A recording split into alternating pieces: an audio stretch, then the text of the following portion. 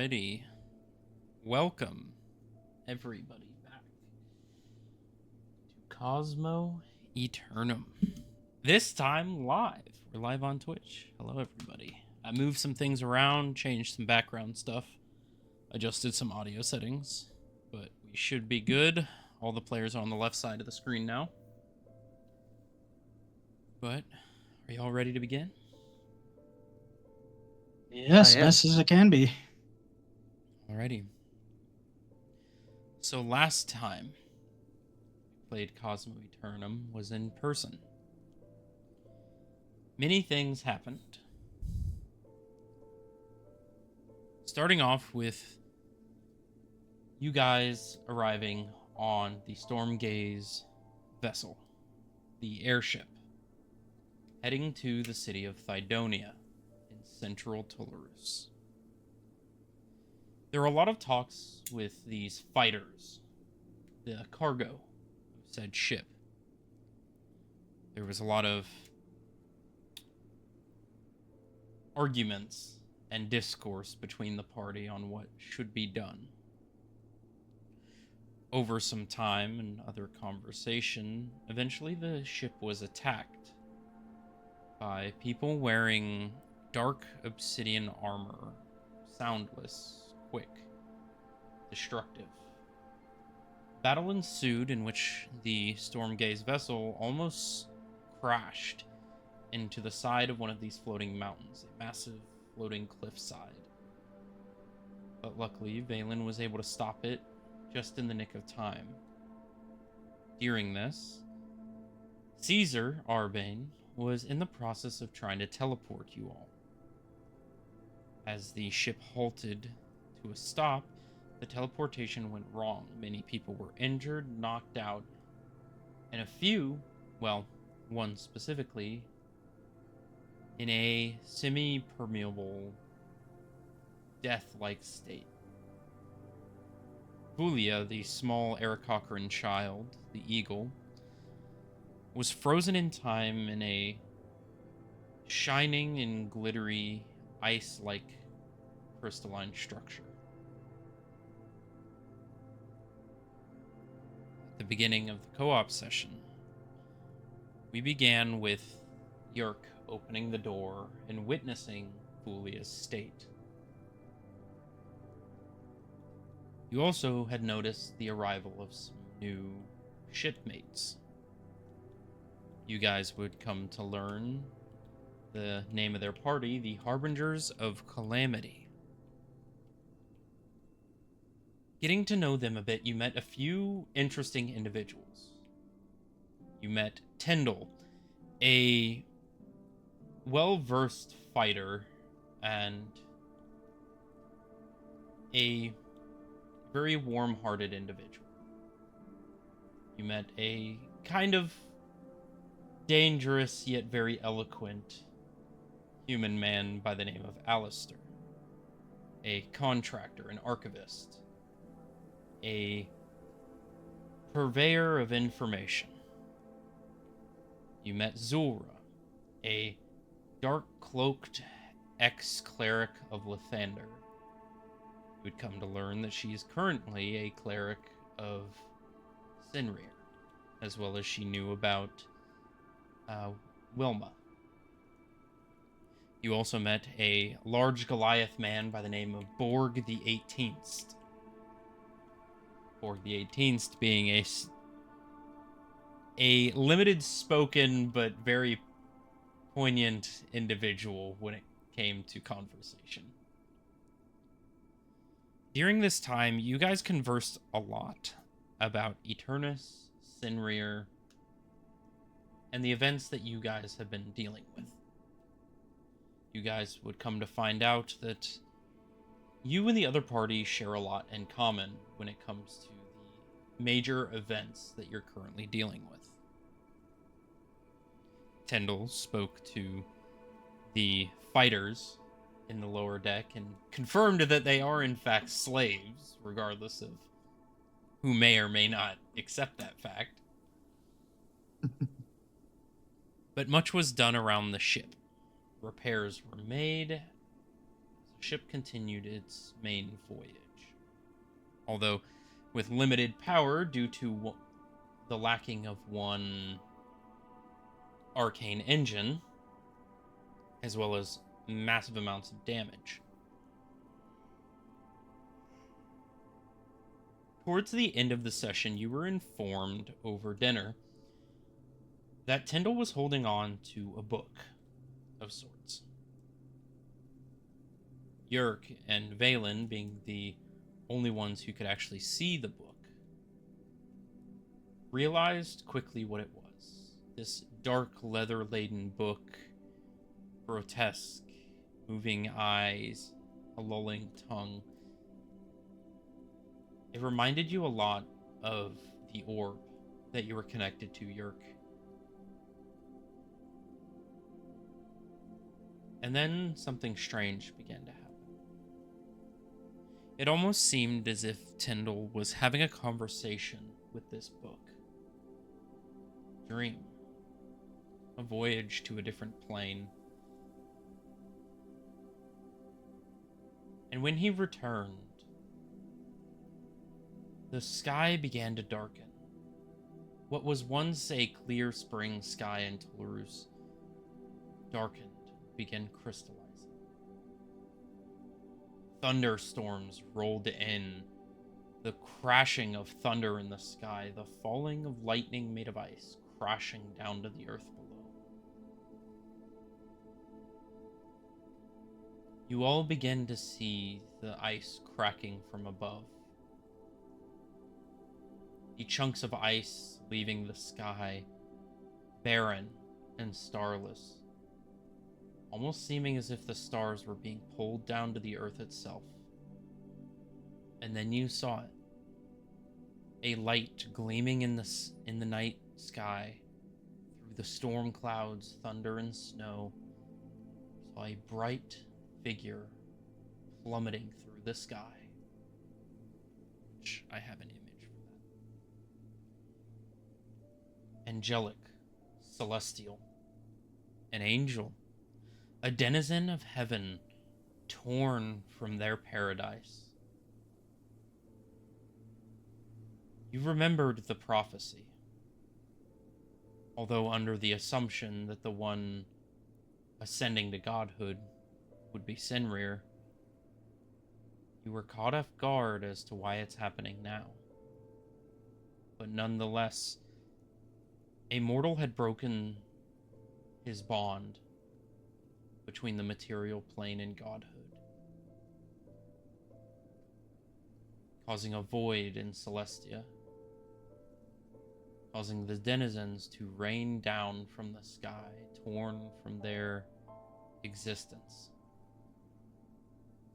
These angels began attacking, hateful, angry, determined. You saw with your own eyes in the thundering snow that even a touch from one of these angels would be enough to erase your existence. Not death, no afterlife, just ceasing to exist. Yerk, one of your wings was touched. The stump was then promptly cut off, attempting to prevent the rest of your body from assimilating.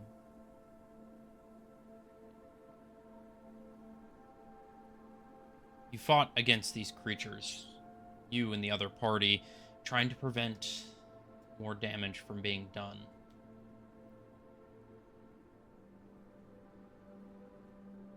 Speech, the voice of Eternus was heard. Ascension had come. Famine shall be born. The next vassal of Eternus laid bare for the world to witness. And you saw it. One angel flying down to the ship, grabbing the book from Tyndall and receding into the floor, into the lower decks towards Vulia. Your other party member found their way down and intervened. got in between the angel and Vulia, sacrificing themselves for this child. And in just as quick of a moment, they were gone. Assimilated into this angel's form, similar to Atlas. Body, soul, mind gone. And with a fragment of Eternus in hand and a new soul, a new vessel, the vassal of Eternus was born, Famine. Prophesized to terror at the seams that bind the world together. Existence as a whole is failing. And as this happens, as this angel leaves, Valen, you're on the deck, and you see Caesar barely moving, walking towards you, the whole left side of his body pretty much gone. He asks you to gather something from the captain's quarters. Tyndall runs and finds a spare body. Caesar mentions something about consecution. And as he lays next to you and this other body, you see odd magical sigils appearing as his consciousness is transferred. But he does not wake up whole. Everything from his shoulder down his left arm is black, like charred bark-like skin. Severe burns, but jet black and gray. You all proceeded to the lower ends of the ship. The other party going to sleep on their own way. Through this early morning, as Yerk and Ark, you lay in your bedroom.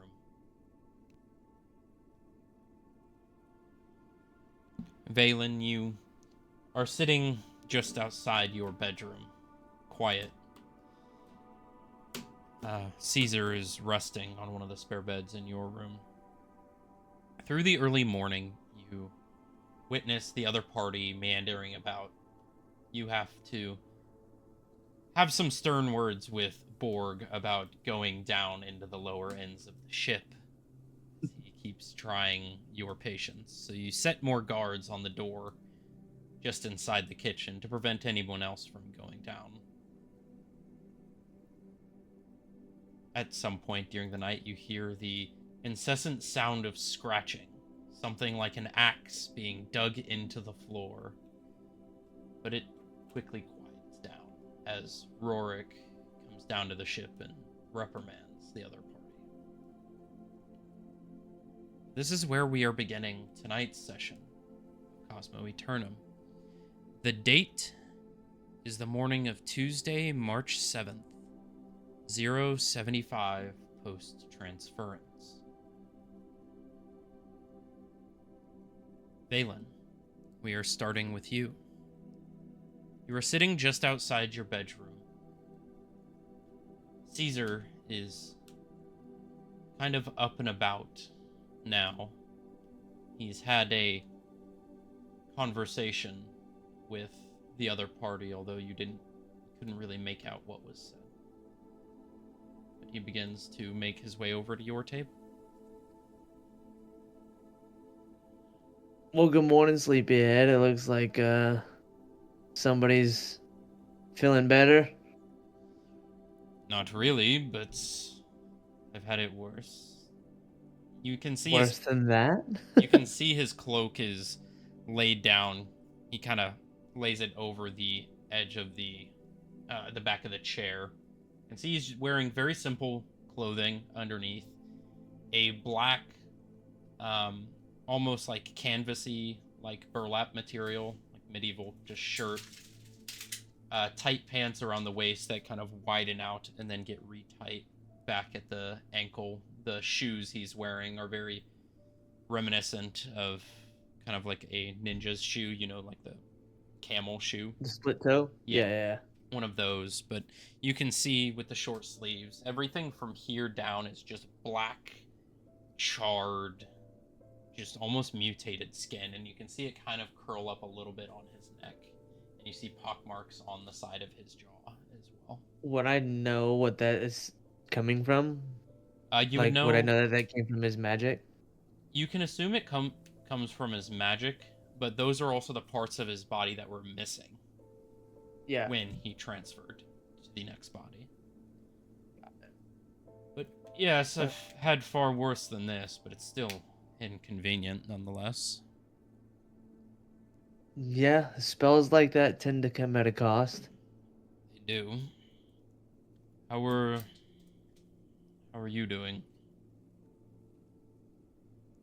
To be honest, I'm exhausted. I'm exhausted since we've gotten on this ship. I'm tired of the conversations. I'm tired of the division. I'm tired of the fighting, and has yet to cease. Apparently, today's been one of the first days where I haven't had any of that. Well, So far, I had a conversation with the other party. Some information that you may want, as per why they're here. all right. They were hired by Dragar. Hmm. To transport some items of his. Do you mean what's down below? More than just that. I don't know if you Okay. overheard, but I was supposed to be going to an auction held in Fort Nile Wreath. Unfortunately, I wasn't able to make it there in time. But apparently it was a large gathering of some of the heads of the Cloven Courts. I found out from them, the other party, that specifically the Opal family was hosting the event. Dragar, as well as the Ruby, made an appearance. They were hired by Dragar to protect some items that would be going to a further auction. Specifically, a lot of his private collection. Including, but not limited to, the individuals that are kept below. And why are you telling me this? So I thought it information may be pertinent to where we're going. You seem to have pissed fate off, for lack of a better term, and I thought maybe giving you something worthwhile may boost your mood a bit. Yeah, I have a feeling it won't be the first or last time I piss people off who try to take down my ship. Fair enough. How's the But child good to doing? know. The child, as far as I'm aware, is doing fine. Of course, still shooken up, but we have some of the guards ensuring that they're taking care of her, See? making sure she has food, water. I mean, she's just a child. I got some more information that may help you guys decide what to do with her when we land. Alright. The other party's cleric prayed, and a god responded. The goddess Rose. The one that... The god that the child was speaking to. Correct. Apparently, my conversation, the favor I pulled to get that protection on her, was a little bit more than I thought it was. The individual who ascended, his name is Adonius Brimstone. He is, or was, Rosa's champion. Her vassal. But it seems that through some means or another, he has ascended to godhood. Rose may have had something to do with it. She had a deal with him. I guess he fulfilled his side of the deal, and so she did as well. So she was in need of a new champion. And it seems that Adonius saw something in the girl. So he chose her as his successor. Thought it odd how quickly he was to accept my favor that I asked of him. Why would they want a child as a champion? Because they're the most innocent. They are pure-hearted. They understand the good things in this world. Adonius was claimed champion in his younger years as well. Of course, he was full of hatred and malice and vengeance. So Rose fostered that feeling, directed it, focused it to be useful. She's the goddess of outcasts after all, and if anyone here is one, it's that girl. So if she can foster that kindness, that hope, that wishful thinking that all children seem to have, then Rose thinks she'll make a good champion. Well, is that still the case considering that Rose doesn't have her champion? What do you mean? Well, wasn't Rose supposed to die? No? Because she was separated, right, due to the whole ship crashing. I'm assuming the Fates would have known it would have happened, which is why I bring it up. Is there a chance that the child was meant to die so that Rose can become her champion? I'm confused as to what you're asking. Rose is a god. Vulia's the child. That's what I meant, Vulia. Because the child, right, is supposed to be the champion, so if the Fates knew that the ship was going to crash, does it require her death in order to be her champion, considered that Zara had taken the place to prevent whatever happening from happening? I don't know. It's a question far above my pay grade. From what I can tell from my religious texts that I've read, Rose isn't a part of the Celestial Council. She is what's known as a material god. Like the Sea Maiden or Melora the Wild Mother. They're a piece of the material plane. They were born out of necessity, rather than a divine soul being created.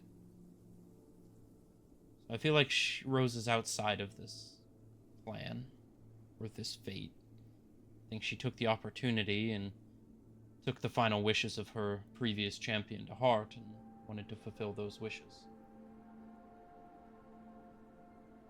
Got it. Well, Could have gone another way too. I'm just going off of what I've seen. God, well, what favor did you ask of Adonius? I asked him to protect the child. He owed me one, so I called it in. I had helped him gather some information a while back. The location of some people he was looking for. And he said he'd owe me one. I thought the protection of that child was worth the loss of a favor. I knew she would be in danger on this ship, especially being with you all, aside from your preaching to not have her come along. Right. Well, what idea do you have on getting her elsewhere when we get to port? Find the rest of the Frostborns and relinquish her to them. They are the followers of Rose. I would only see it fit as to have the new champion be raised within their ranks. It would be home for her. She would be treated like royalty. It would be a quality life compared to this. And being Rose's champion, what does that require of the child? If you know, because I mean, if Adonius is the one who ascended, and we quite literally had outcasted celestial beings come and trying to kill us, kind of sounds like a double-edged sword. Fair enough. Typically, with the relationships between gods and man, it's a lot of ask and never give. From what I can tell, Rose is different. Everything she did was for Adonius. She wanted to cultivate him to be as powerful as he could be so he could achieve his goals. She's a maternal figure that looks over all of those that do not have a community. They don't have family, friends, purpose. She cultivates their own self-purposes. Tries to make them better. To self-actualize. She is a god of the people. That's why in most cases she's considered a rejected god. A god to be looked down upon, because she does not agree nor directly involve herself with the Celestial Council. She doesn't even live in Celestia. So she helps people realize who they are, the better versions of themselves.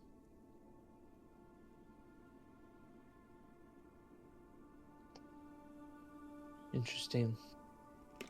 It's a lot to think about. I'm sure Yerk would like to have that information if he's taken it upon himself to be that child's father, basically, until the meantime. So we'll can relay that information and see what he feels is best or his opinion on it. Though getting the child away from us seems like a great opportunity considering the circumstances lately.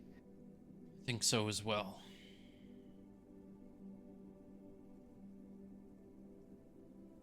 But how are you dealing with other events that have occurred? Loss of a party member can't be easy. It's not easy. All the fighting and death recently, to be honest, is taking a toll on me. But it's part of the journey, and we'll continue going forward. Did you ever Regardless, expect this to be what adventuring was like back in your schooling days? it's definitely not what I had in mind. I never thought about being with a party in general. I never thought about all the events that could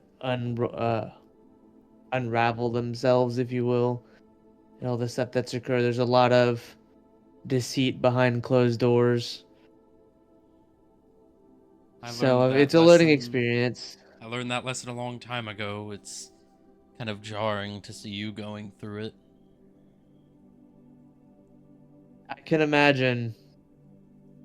I can imagine, but it does pay a heavy toll. But this is what I signed up to do. So at the end of the day, I have no one else to blame but myself for being in the place I am right now. But it's a learning experience. I'm glad I have it. Um, the other party kind of kept me up for the night, so I'm gonna see if I can't get some shut-eye before we dock. But my final words I'll say is, I know you don't like me very much. I know you think I'm heartless and a barbarian, but I do care about those that are innocent. I do things for a reason. I don't do them just because they're fun. but thank you for helping me. It was a close one, and we may not be having this conversation if it wasn't for you. So, I'll leave you with a thank you. And I'll just leave it there. I'm just gonna nod, kind of in silence with like no other words. Gets up and walks about 5 feet into the door and just collapses on the floor. Just passes out. The door is still just slightly open.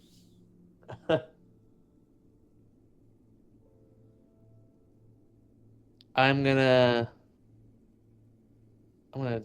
continue to sit over here at the table and just kind of eat some, like, snack on some food, some fruits, All right. and just kind of collect my thoughts and just sit in the silence, basically. De-stress in as much as I can Yeah. or disassociating from Yeah. the recent events. Yeah. Yerk, Ark, what are you doing in the bedroom? Eric, can we go first? Let's have you to start first. You are sitting in the room. There is the crystal on the wall still. So it's kind of a little concerning to look at.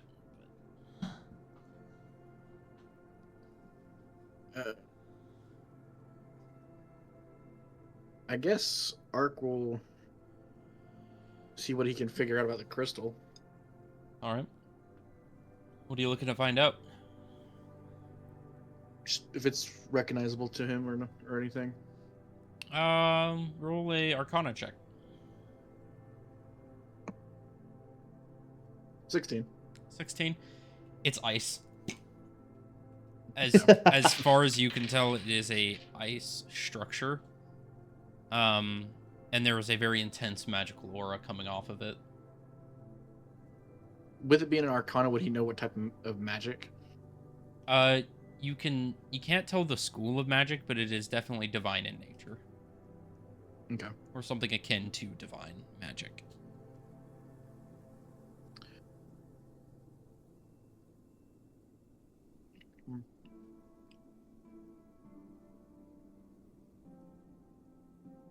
Is Vulia's eyes moving at all? You can see they are closed at this point. Seems even in her motionless, static state, she is sleeping.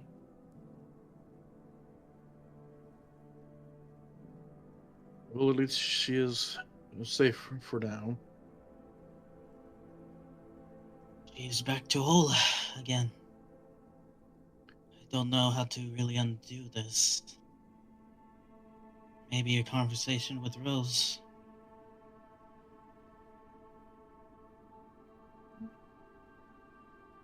With it being divine in nature, it might be a little bit difficult to figure out how to dispel it.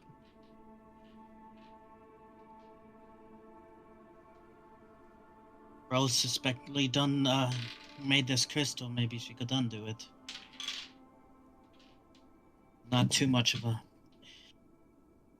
well, faith in. It's a funny thing. But try. I think she's all there. I hope. I'm sure she is.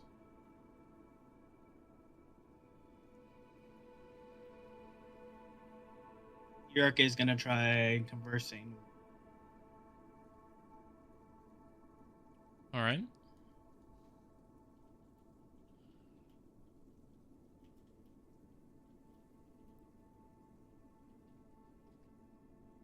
All right. How are you trying to converse? Rose, the Dragon Queen of the Outcast. Thank you for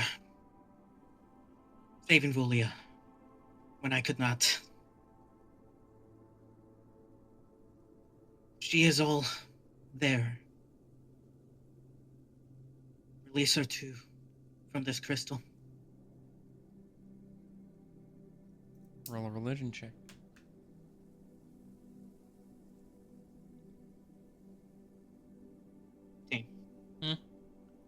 18. You guys see as the room begins to darken, the ever-burning candles begin to dull. You begin to see the ice shimmering, the same sort of luminescent god rays arcing out from the window, the moonlight reflecting off of the crystal. You see the room begins to grow cold. A fog begins to roll in through the bottom of the room. You see on pieces of your armor frost beginning to build. Then this breeze comes through the window. It's warm, comforting, calming. With the contrast of cold and warmth, it's comfortable. It eases your mind. And you both begin to hear a voice. Hello, Yerk. You have called upon me, yes? Yes, I did. I can assure you that she is safe and well taken care of.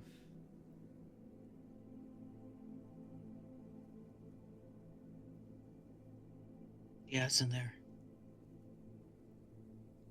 Say that again. How long does she have in there? Not much time. She will be released soon. But I must tell you, she is not yours to look after. She is my responsibility now. She has been chosen to be my champion.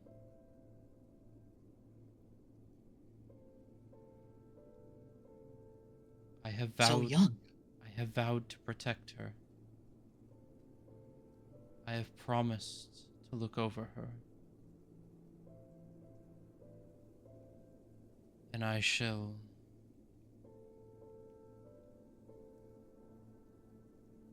not break that promise. Does Ark hear this as well too? Yes, you do. Also, shout out the 100 biddies from Jackass King. I don't know who that is. I have no clue, but they said Valen's number one. Oh, it's the guy. Yay. It's the guy It's your friend? that was watching. Yeah. Yeah, wonderful. If you want, we can collab stream as well. My stream's up. Give me 1 second. But yes, Ark will try. Ark Will try to. Yeah. Ark will try to converse with the deity. Do you already have a mission planned for her? I will have to wait until she's conscious so that we can have a more formal conversation.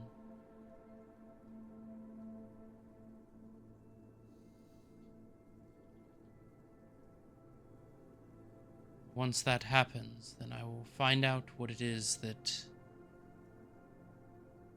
she wishes to do with her time as my champion. What does this entail with her? She's still young. It is my job as a protector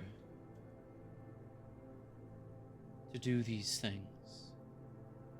These innocents, they can't protect themselves. They need guidance. They need direction.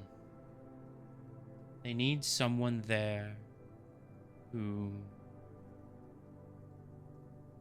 can help them through life, to answer questions for them when no one else will, to keep them out of danger if needed. Yerk, she does not seem to entail ill will towards her. Are you gonna stop the angel? I cannot intervene in that way, but I can protect she- her. though she would have been lost without that sacrifice. She would have been. What if there's other things that you can't protect her from? The reason I could not protect her then was the ascension of my champion was not finalized. I had no bond to this child yet. It wasn't until after he ascended that the angels fell. It wasn't until after that he asked me, requested her to be his successor. So my job is now to protect my champion at all costs. As I did for Adonius, I will break the divine laws. I will do whatever is needed to protect that child and to see her grow and develop into who I know she can be. Wait. Are you to break divine law? Correct. Are you not working with Sinrir? I work for myself and I work for those who have no direction and no peace, no place in the world. But if your goals align to break celestial law, why not team up with him? I don't wish to eliminate celestial law. I just actively go against it when it befits my followers. I have no ties to the gods. I am one, yes, myself, but I was not birthed of their lineage. I was born out of humanity's necessity for a caretaker. The abuse of powers, the manipulations, they left a lot of individuals wandering, saddened, terrified. So I am a mother to all of those that do not have anyone. And if the other gods try to harm them, if their plan is to kill them needlessly, then I protect them. A question for you then. Do you know of Sinrir's plan? I do. You said that you come from the necessity that human nature had birthed you, correct? Correct. Then even if Sinrir's plan goes through, wouldn't new gods just be created then? There is a chance. Belief is a powerful tool. If enough people believe in one thing, the powers that arise from that can birth things unimaginable, pure forms of creation and divinity. I assume Sinrir knows this. I don't think his power comes just from what he's taken from the Sens, or the powers he gained during the time of the Watchmen. I think it comes from people's belief in him, their want for freedom. I don't agree. What if it's his own I don't agree his or own disagree. will of freedom? That is possible. His own belief in it could be giving him power. Such as some paladin's oath, their belief in their selves gives them power. I believe it's far past that. I don't agree or disagree with what Sinrir is doing. It's not my place. My agency is not with the gods. It is with you all mortals. I want to see you at peace. I want to see you happy, cared for, healthy. It is not my place to intervene in other matters.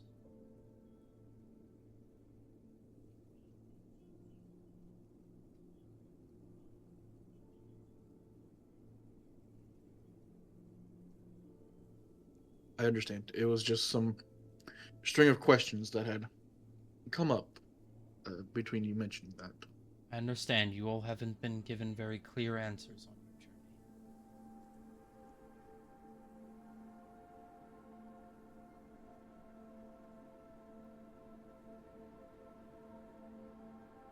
But I will protect her, Yerk. You have to let her go. It is not your place anymore.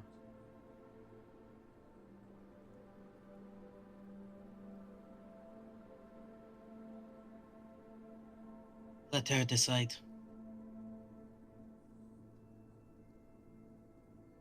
I understand. He deserves a choice in this world. She will have one. Might I make a suggestion? Yerk, you still want to be a protector, correct? For this child? Do. Then Rose, why not think of him as another form of protection that you are using? He doesn't need to stop completely, but it's just another way of helping. Those who she will be surrounded by will have far greater abilities to protect her than you do now. But it will take time to reach those people, no? Not necessarily. I have contacts waiting for her upon your arrival.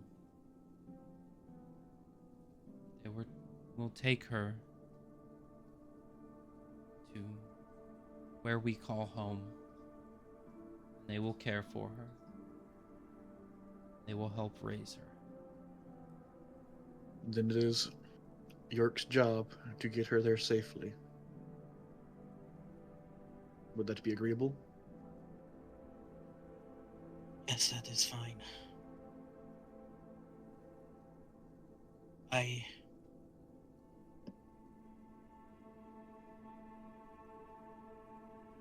It's her choice. I know I wasn't there for her when this all happened. I don't know what happened later. But it is her choice. I will let her decide. And if she decides to come with us, then when you dock, go into the place in which you're going, she will stay behind on the ship. She will be collected by those that I have sent.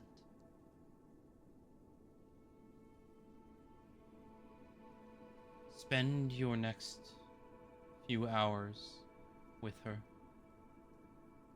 Talk to her. Let her know that you still care.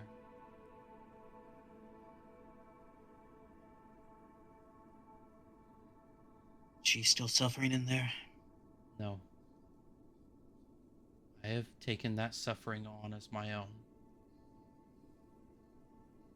She is too young to be witness to that torment. Remember any of that? She will not. She will know in due time. But as for now, it's like it didn't happen. Just a peaceful slumber.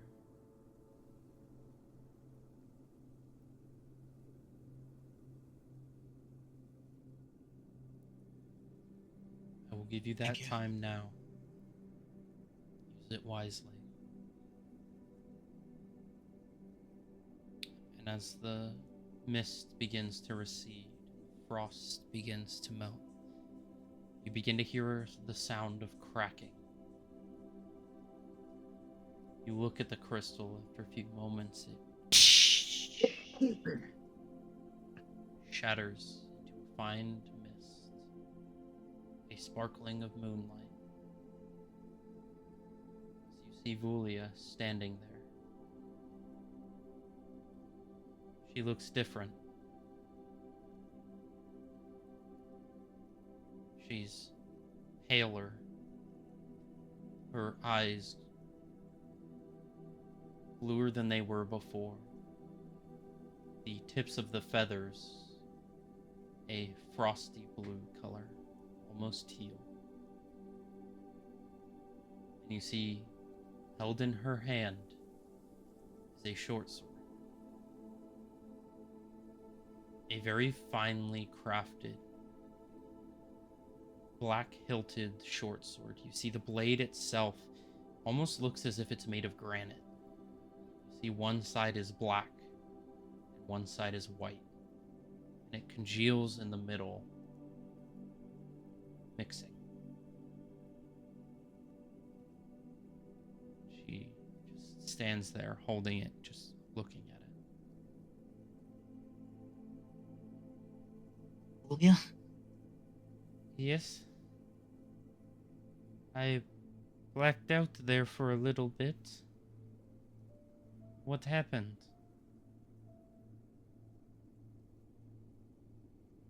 Many things. I'm just happy that you're alright. This woman came and talked to me while I was asleep. Rose? She nods her head.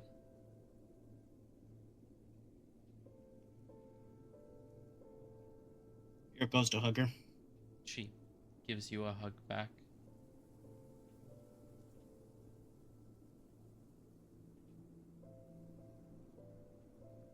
I do care for you. You know that, right? I do.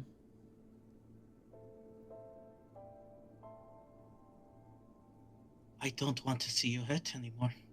Then what you've been.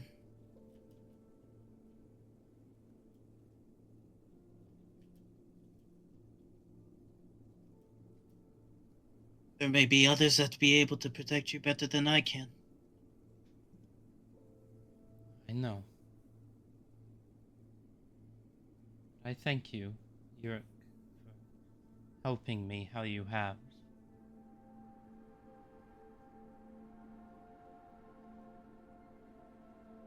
If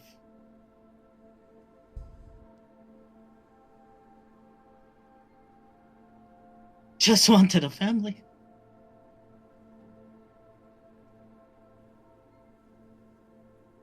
Rose said I would have I'm- a family waiting for me.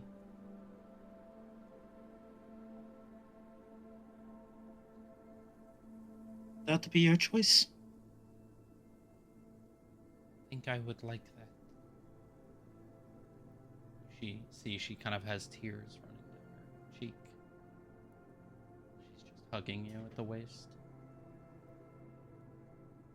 And you notice something. Very faintly. Wings. But not corporeal, not physical. You see the faint aura of mist around her. Almost clear, crystalline wings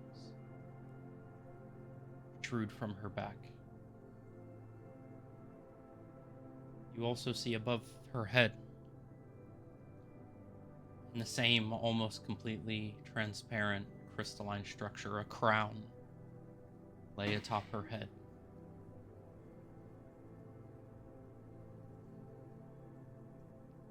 It's like your destiny has been chosen. I could tell she was in pain. I could tell with... She said she lost a friend. I could tell she needed another one.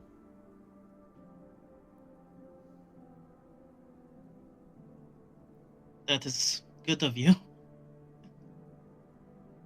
Nice of you.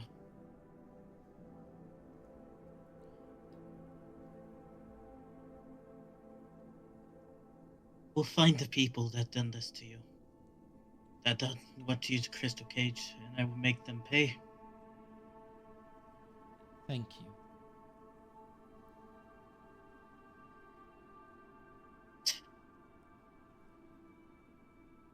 Did you see the wings? Yes, yes, I did. It's better than mine. She said they were a gift. As you deserve them. Still, do they work? As far as I can tell, she told me they did. Or they do.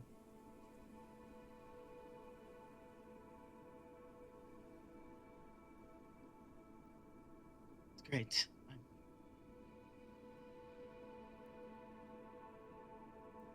Sorry, I'm just happy you're okay.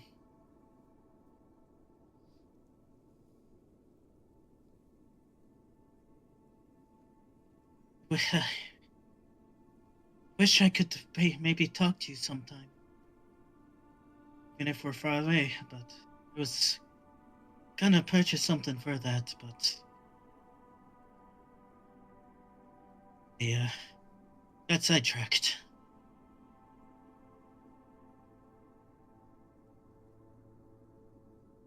Well, are you okay now?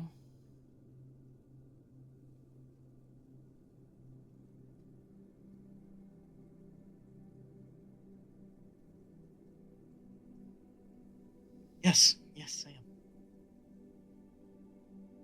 Slight hesitation. Yeah.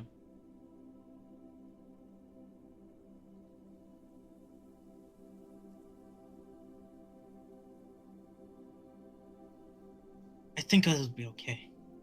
I'm just.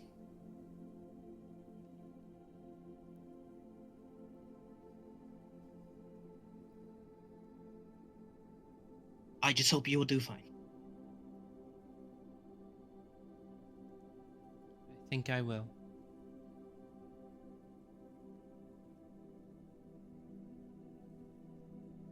I think that's. Your mind's made up already, but. I'm kind of hungry. Uh, are you okay? If we go and eat something? Yes, if you don't mind, I would love to accompany you. Of course. She begins to walk out of the room. If there's anything you would like to say between Ark and you before you leave, now would be the time.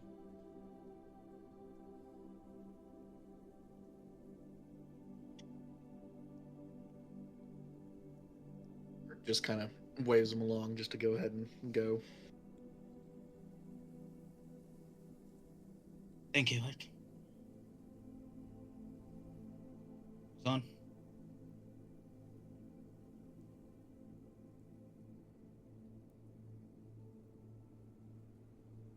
All right. So you guys head out to the dining room.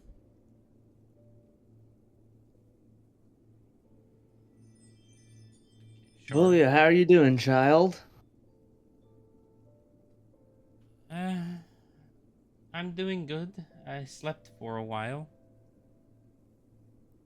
Glad to hear it. How was your sleep?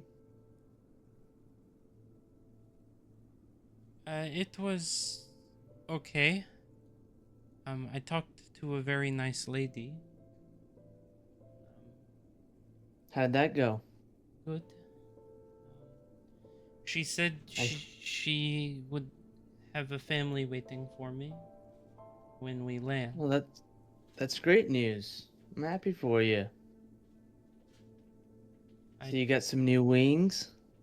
Yes, I also got this, and she kind of taps the crown, and it kind of shifts above her head and then stabilizes. Looks really pretty. She, I told Yerk this, but she seemed sad. She lost a friend.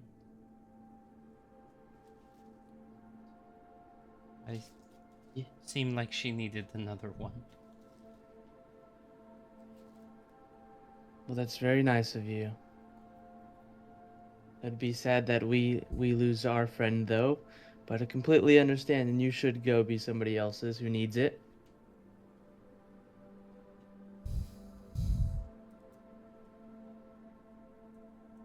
Well, do we have any food around here? I'm quite hungry. Yes, Absolutely. food would be Come on. great. Come have a seat, and I'll kind of toss one of the like an apple that was on the table from my plate.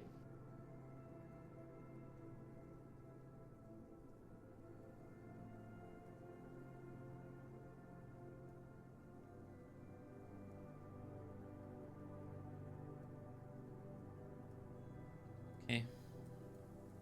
She immediately begins eating it.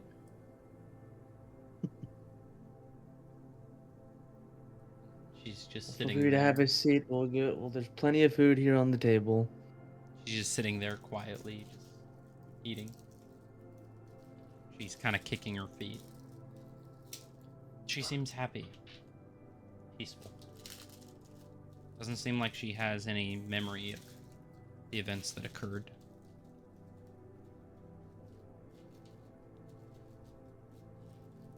Eric kind is of just watching Julio and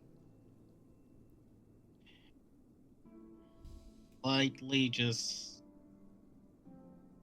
see that he's happy, but light. What's the word?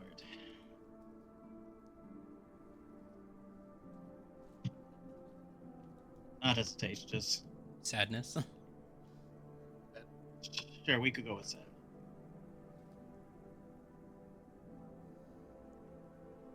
I'm gonna try to make eye contact with your like. She seems in a happy place. I know. I know. That's me. Doesn't make it easy. Never is. She's better off going wherever she's going. And she'll have a family that won't be adventuring like we are.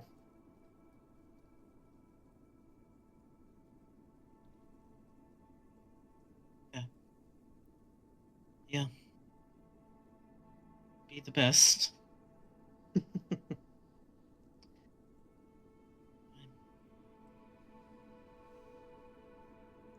Ark, how are you faring after all the recent events?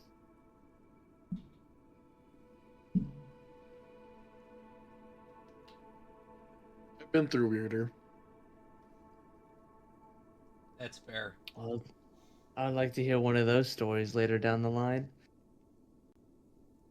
Well, I'll give you a foreshadowing. Have you ever heard of a fungin before? I have not. You do not want to be a part of it. I'll take your word for it. The Fungins are fantastic. I don't know what you're talking about. But Excuse me, I will be right back. Okay. Your ghost find just an empty room. Just cries. The room you were in is now vacant.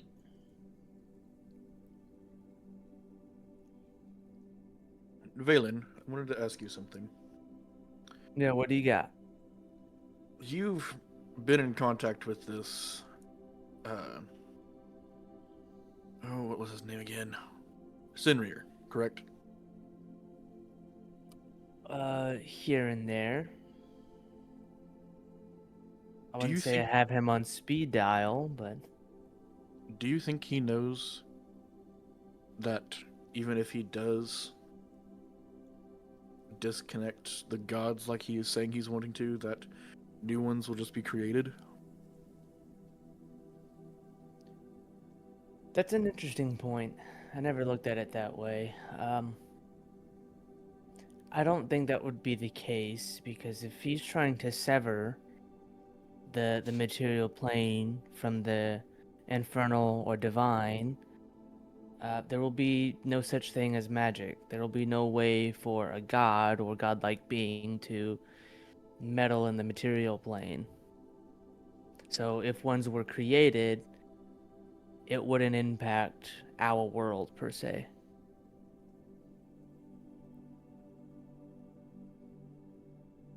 The being this rose that put the ice mentioned that she wasn't created normally. She was created from a necessity. Mm-hmm. What if it, even if everything is disconnected, as you say, that it's still able to happen? That would be interesting. That'd bring me up into further questioning of how that would be possible if all magical capabilities would be stripped away. I mean, if we look at, the child here, her new being is coming from magic. She was in a lack of better terms interfering with her life to become her champion utilizing magic. But So she didn't straight mention that she came from magic. no, not that Rose came from magic, but like Rose's being and her new wings and all of that came from magic. You So mean Vulia? Volia. Yeah. Get the names right. No, yes. Keep Vulia, Jeez. yes, Vulia's I know who I wings am talking to in and my mind. yeah, Vulia's wings and all that comes from magic. Yes. What I'm trying to say is that Rose didn't come from magic. She came from a necessity. So what if after everything's been disconnected, that a necessity for the return of magic brings back magic? I'd be curious to wonder how that would work if magic has been separated, right? Because Rose without magic is just Rose, in theory, Rose right? is a, So, if, Rose is a deity. She's a god being. right, She is a something that's stronger than magic. Correct. possibly. So it would stem to think that faith could be a stronger form of magic. And even if it is somehow separated from whenever the celestial plane is separated, would it not stand to chance that a new celestial plane could be made due to necessity? It's a possibility, though I couldn't say yes or no to that. I mean, that's something beyond my knowledge, but it A does lot of bring an this interesting point, is definitely just in theory. right? True. But like you said, it does bring up a good point. I'd be curious to see how that would all flesh out, and because there's obviously a lot of unknowns when it comes to the magical side of things. One thing as being a magic caster myself is that there's always room for surprises, right? There's always things that could surprise you that you didn't think were possible and end up being capable of doing or seeing. So it's definitely possible for things like that. I wouldn't see it out of the realm, though I'd be curious to see how that would all connect and tie to what we've been told thus far. That brings up my next point is that she said that it needs to have a lot of necessity to bring forth. What if Sinrir's own necessity brought him forth to where he was instead of multiple people's? Are you saying into like his position? I'm saying, what if something that you deem necessary enough, freedom, power, just the thought of that necessity powerful enough to bring it forth into light?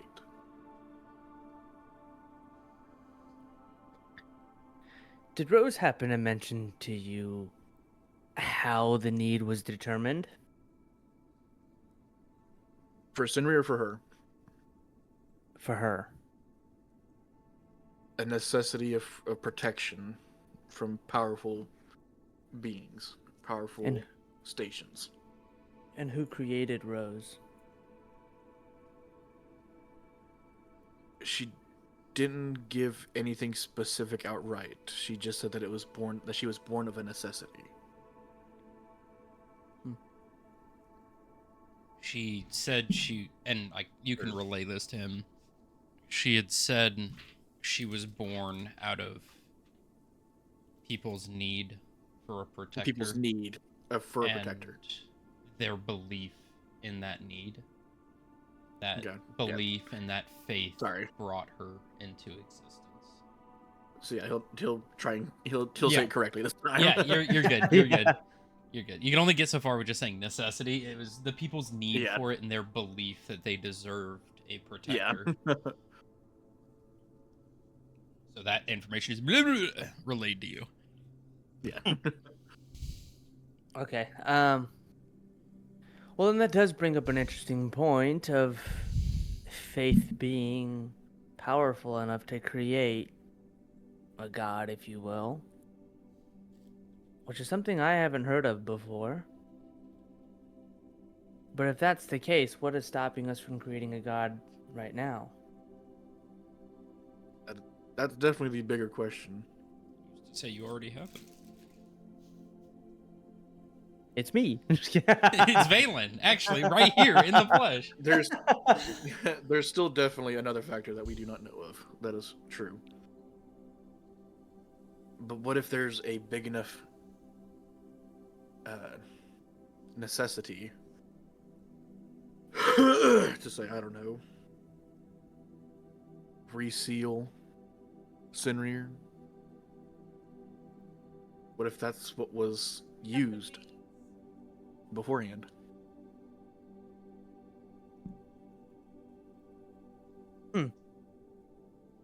I would like to dig deeper into that once we hit the Mansion of Arcanum. They might have more answers for us there and how this all works. But that definitely brings up an interesting approach to this whole situation. But along with that, what was the Chaos God's name? Eternus? Eternus. With following that idea, why not the same thing for Eternus?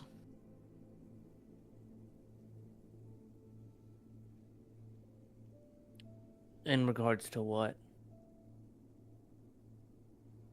Either finding the necessity to seal him from doing damage to this world and destroying it, or finding a balance for him. You know, in all my years of studying magic, I've come to find out there always typically is a balance. With good comes evil, right? And there's always a co-partner, if you will, right? If there is a celestial being, there's an infernal being. So, with that being said, I'm sure there is a opposite factor for Eternus, and I'm sure we might have some clues as to who that might be. The goal that we have to do is to pinpoint who that being might be. Makes sense.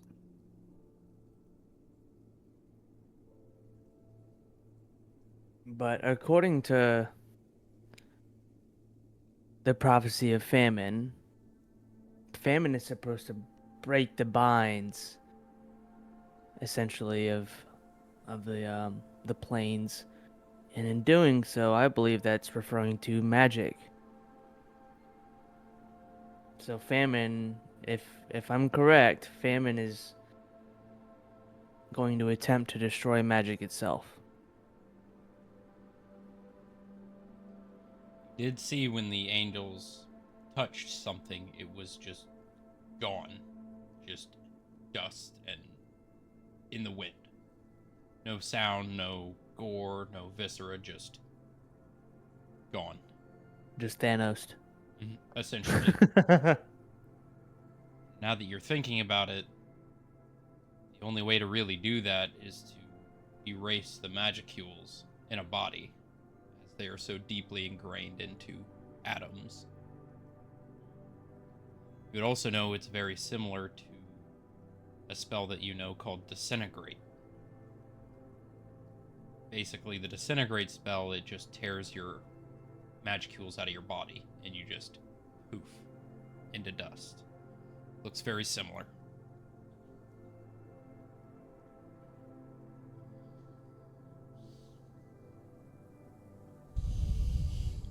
So if this prophecy ends up taking action, and we might soon start seeing that,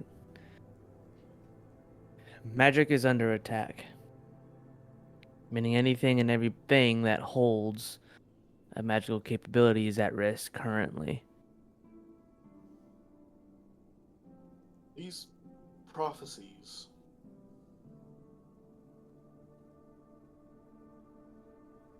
What if they're... This is just another thought kind of spitballing too. What if they're the seed of necessity being planted to bring them to light? I was sort of thinking the same thing. Like if it was a necessity for them to happen in order for a certain outcome to combat it. In a sense. So, for example, war.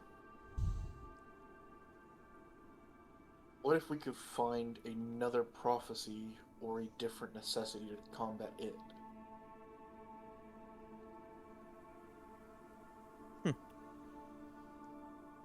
Interesting.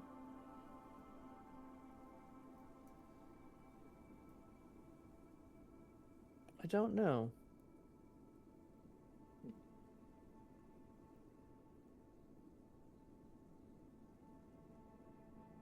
About this time, while you guys are conversing, Yerk, what are you doing alone in your room? Other than yerking it. Great, thanks. He is pacing. He's gonna start trashing the room a bit. Alright. What are you throwing I- around? What's around the room? Table, chair, beds. I mean, the beds are bolted to the ground, but the furniture... Oh no, tossing around chairs and tables. Alright. Why must everything be a test? And he's saying this in Austrian. Mm-hmm. All we hear is squawk, squawk, squawk, squawk, squawk, squawk. Boom! Crash! Bang! Why must everything be a test? And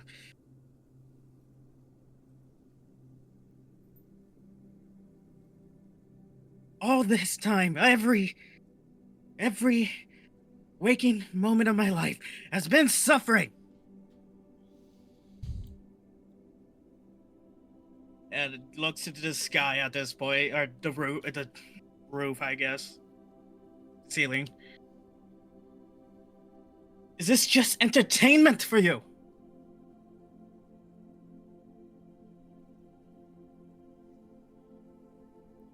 Why do I have to keep losing people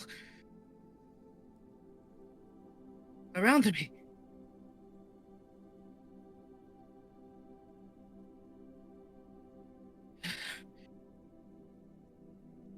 Why?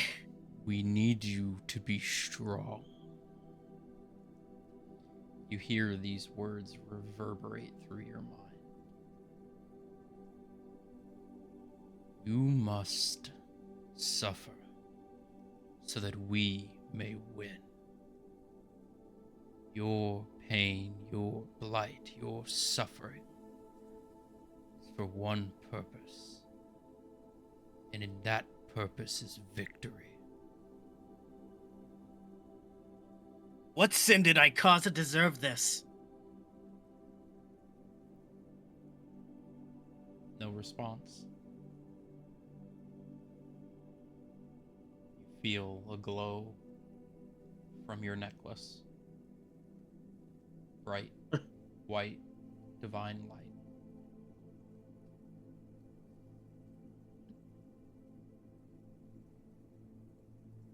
I don't understand. You guys sitting out at the table can hear this yelling and things being thrown around. I just look at the door and About this kind of point, ignore it like I know. about this point, you see Captain Rorik coming down the stairs and just like looks over towards the room. Just looks back at you, Valen. We're good, Captain. Just, you know. It's now a bad it's all right. time for me to talk to you. No, you can definitely come and have a chat. Just don't mind what's happening in the room. All right. Blowing off some steam. He takes a wide berth around to the other room and sits across the table from Ark and right next to you. Well, talk about an eventful night. Yep, a lot of us are taking the situation differently. If you don't mind me asking, what the fuck was that? Which part? The sky falling. The things that attacked us. Well, let's just say it was an unfortunate scene of circumstances, considering that those were fallen angels. Excuse me? You heard me correctly. No, say it. Fallen Say angels. fallen angels. Really? I thought they would be more like angelic. Yeah, well, You know, when like you in get the shoved out of your paintings. home, they became very rageful because of it, but also at the same time, I you imagine they should didn't know have by time to now. prepare to look good. Yeah, you should know by now magic can be deceiving in how Hmm. things look. Well, the ship's intact. Thank God for that. Thanks to that other group fixing the one side of the ship, we're at least flying stable now. Which is great. We're not a lopsided. I was about to get seasick or airsick. Yeah, I still don't know the terms in relation to flying rather than sailing. I assume it'd be the same. I'm sure they can translate over. But, I did need to talk to you all. So, here in a few short hours, we will be arriving in Thydonia. We All will right. we will be porting in an estate in Thydonia. They have their private airship. A lot of the cargo here, as you know, is heading to an auction. The auction will be held there. We will be landing and relieving the cargo from the ship. Before we land, I will be having you and your group, as you are the owner of the ship, your family is, you will be arriving before us on one of our slips. You will be landing as a welcoming committee, as a liaison for the ship. Basically, a prior introduction to the ship that is going to be landing. Does that make sense? You want us to be a welcoming committee? I want you to announce our arrival and do what needs to be done conversation-wise while I'm focusing on more of the unloading of the cargo. So more of that face of the ship, if you will. Like, whenever I fly with your father, he lands before, introduces himself, so they don't have to worry about, waiting until the cargo's undone before communication happens. I understand. And pardon me for prying and asking questions, but hypothetically, if I wouldn't have boarded the airship, how would you have handled the situation similarly? Because, to be honest, we kind of want to stay undetected. I would have my first mate do that. Or I would have him take control of the ship, and I would be landing as the liaison. But as you are Understood. here, as you are the highest ranking individual on the ship, it is your responsibility. But you can Understood. also push it onto somebody else being the higher ranking, it sounds like. That would be an idea if the person we're meeting didn't know you were on the ship. So they know we're on their ship. They do. And how did that information get traveled? I don't recall us telling anybody besides my father. I have to make my reports. And I'm sure your father knows well. And I'm sure there's a reason that they were informed that you were on the ship. Well, this changes things a little bit. It was not my decision to make, if that's what you're asking. That is not what I'm asking, but, noted. I'll do what you ask of me. It has also been requested. I'm not sure what it means. But there was some mention of a box that has been requested for you to bring. I'm not sure what that means. They said you would understand. A box.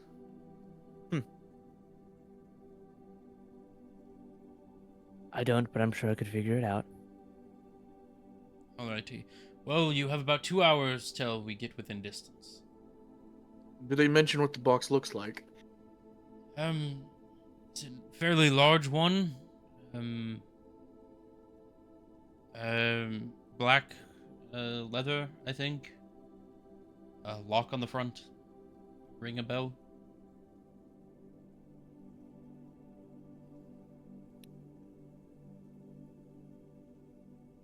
I'm gonna kind of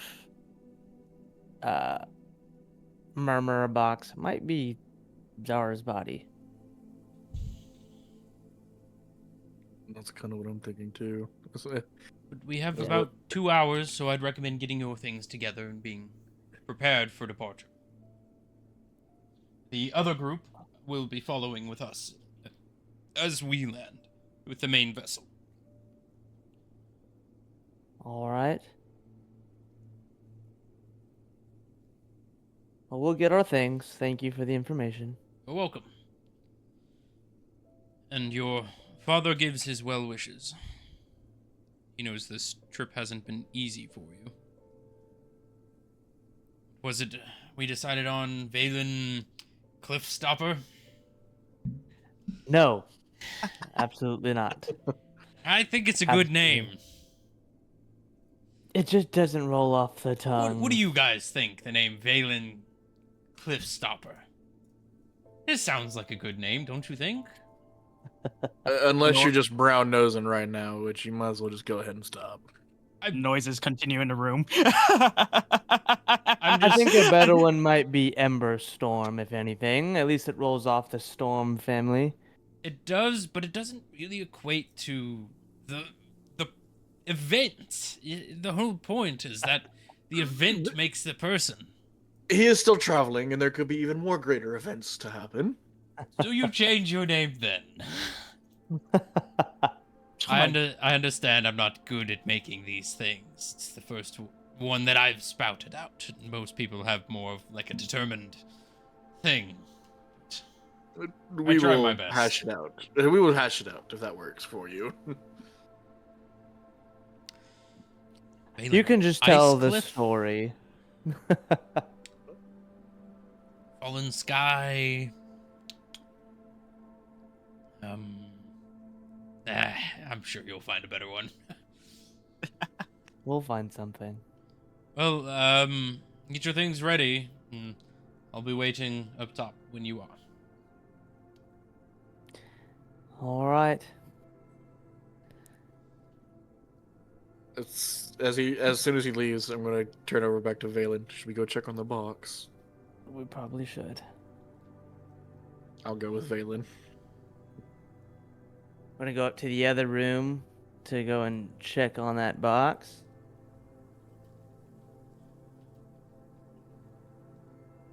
It is still in your bedroom.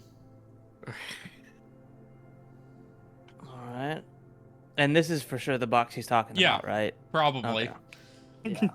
I don't want to Well, give you a funny. direct answer, but Well, Yark will Yeah. look over it and compare notes of what he said and what he sees. Yeah, that's what I was getting at. Like, based What- off what he said, am I looking at that box? Yeah. Yerk, what do they see when they enter the room? Oh, they're going into the same room. Oh, Yeah, that's the room where the box is. oh, damn. Okay. It's one Just large tables. room. Table chairs thrown away. Any like objects that he can throw. He thrown, and him on the floor slightly, just You see looking at broken a wall. bottles, broken glasses, tipped over mugs, broken footlockers. Ark's not even going to attempt to touch that with a 10-foot pole right now. He's gonna let him do his thing. Gotcha.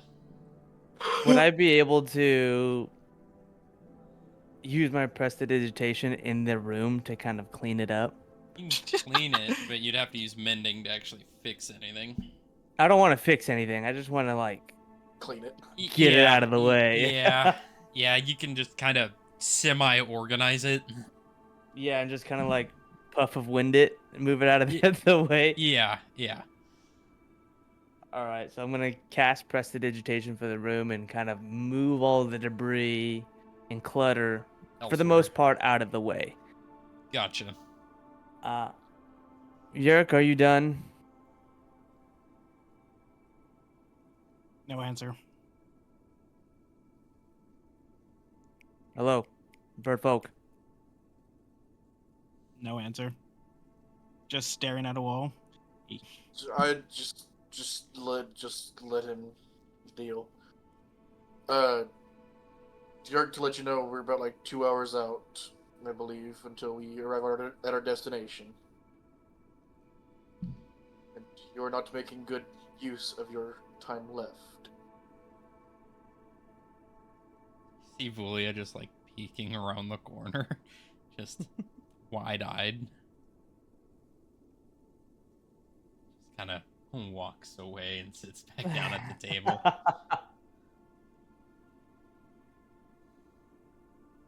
Yeah, I understand your losses, but we've all lost stuff. We've all had hard times. And this is just the beginning. You can't let circumstances like this slow you down. What do you know of loss? I know enough.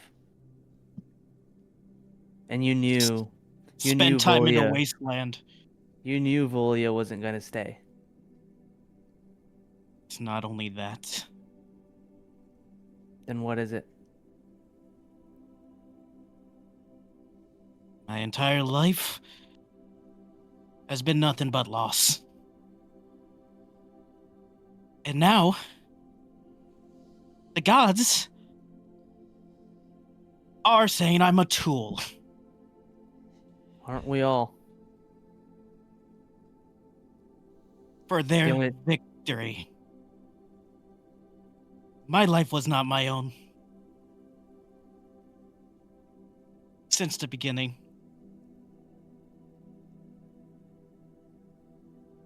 No, your life has a purpose. Purpose for the gods. And To as suffer. well, be your purpose stronger. is right. You need to suffer to get stronger. Your purpose achieve isn't their- necessarily to suffer. To achieve their victory, Valen. I had So no for a greater choice. cause. I had no choice for this. It was decided when I was born. You know, just it's very similar to how Volia was chosen for her role.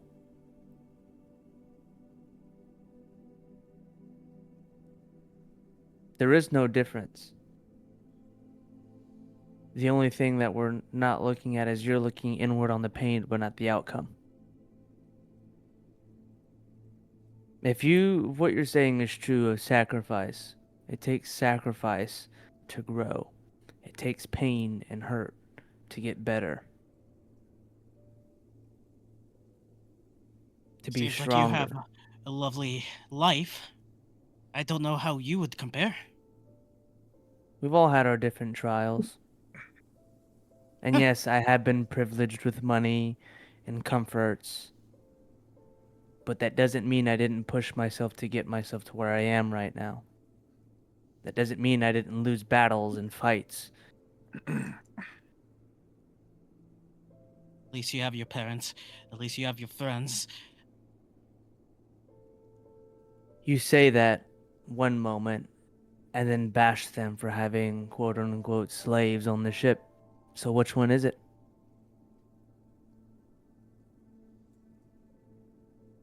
For somebody who says I have loving parents, you sure made them seem like they're not so loving and they're not who they are.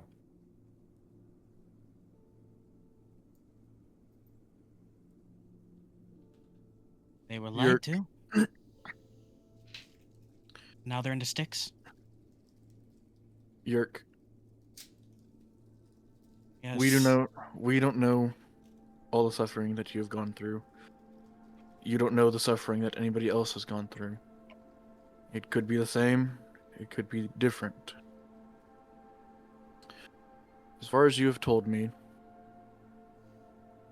and I believe you told me this, you have lost your entire race, your family. Correct? Julio's the only one from my race, and my family's all dead, yes. Did you watch them die? Yes. Did you watch them be turned inside out, still alive and breathing, and then later used as puppets for a puppet show? As you are strapped to a chair, forced to watch. No. Are you still a bird? Are you still the same race you are? Yes. Ark takes off his helmet, and you see a skeleton. I had that taken from me.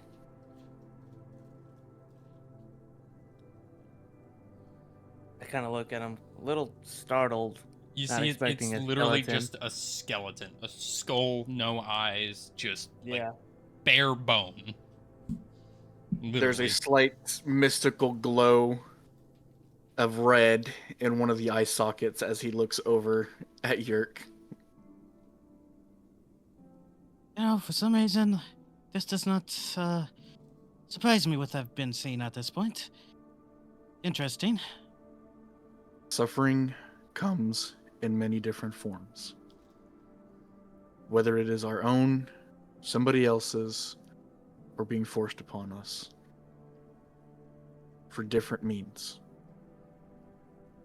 Wallowing in anger is not going to help. Rising above it will. He puts his helmet back on. I'm finding a cure for this. I am not letting it stop me to throw a tantrum.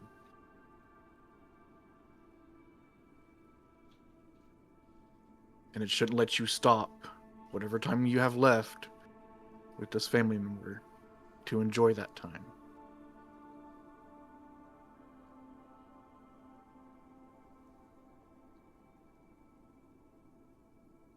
Okay. Okay.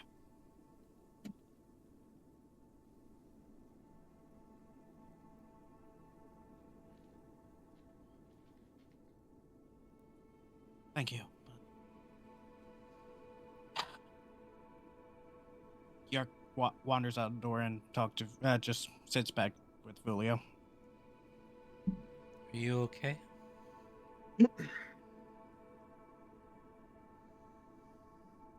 In due time. You know, when I was little, whenever I was upset, my mom would always give me candy to cheer me up. She kind of slides some of the pastry that she has in front of her over to you. I'm not gonna eat the rest of it, so you can have it. Look at you being a bit more older. Well, I am growing. Yes, in due time you will be mature.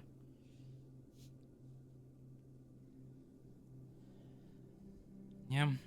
I just hope that I can sleep in an actual bed soon. Now there's some beds here if you do want to take a rest. Let me eat this pastry real quick. I really haven't had anything to eat. All right. I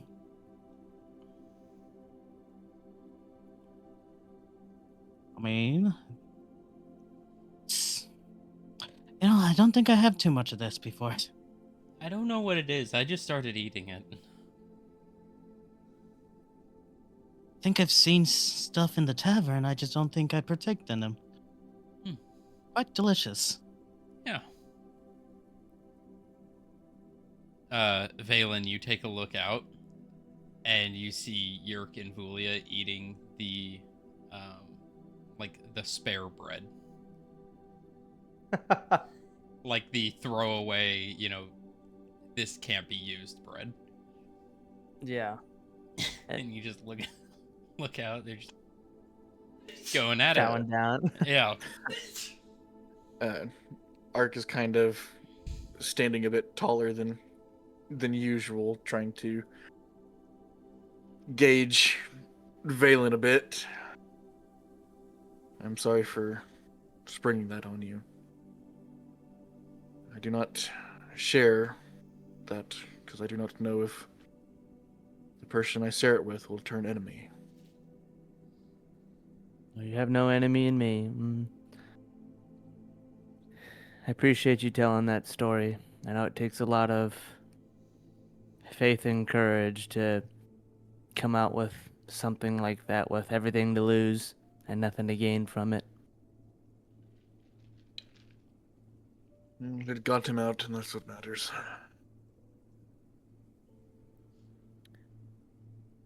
For the best. So, do you think this is the box that he was talking about?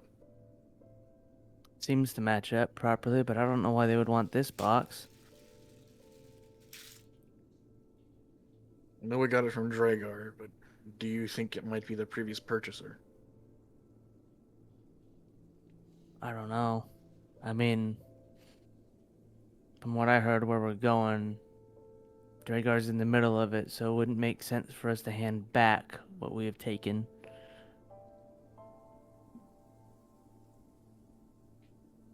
What I will say is, upon me having to go, I will bring the box, but I'll need a scout to overlook. And I would say probably Yerk because he can fly. And I think one of us should stay on the ship. In circles, maybe. Yeah. In circles. He can glide if he jump from the ship. He's got bird vision. Boom. Right. Oh, what did the other party ever make him a new wing? No. Dang They're it. in the process of doing that. Oh, okay. In the future, technically. Yeah. Okay. I'll need a scout to be able to intervene if something goes wrong, or to see things from a further perspective. I think it would be best if we all come along with you. One as a scout, yes, but also a form of bodyguard. Okay. That'll work.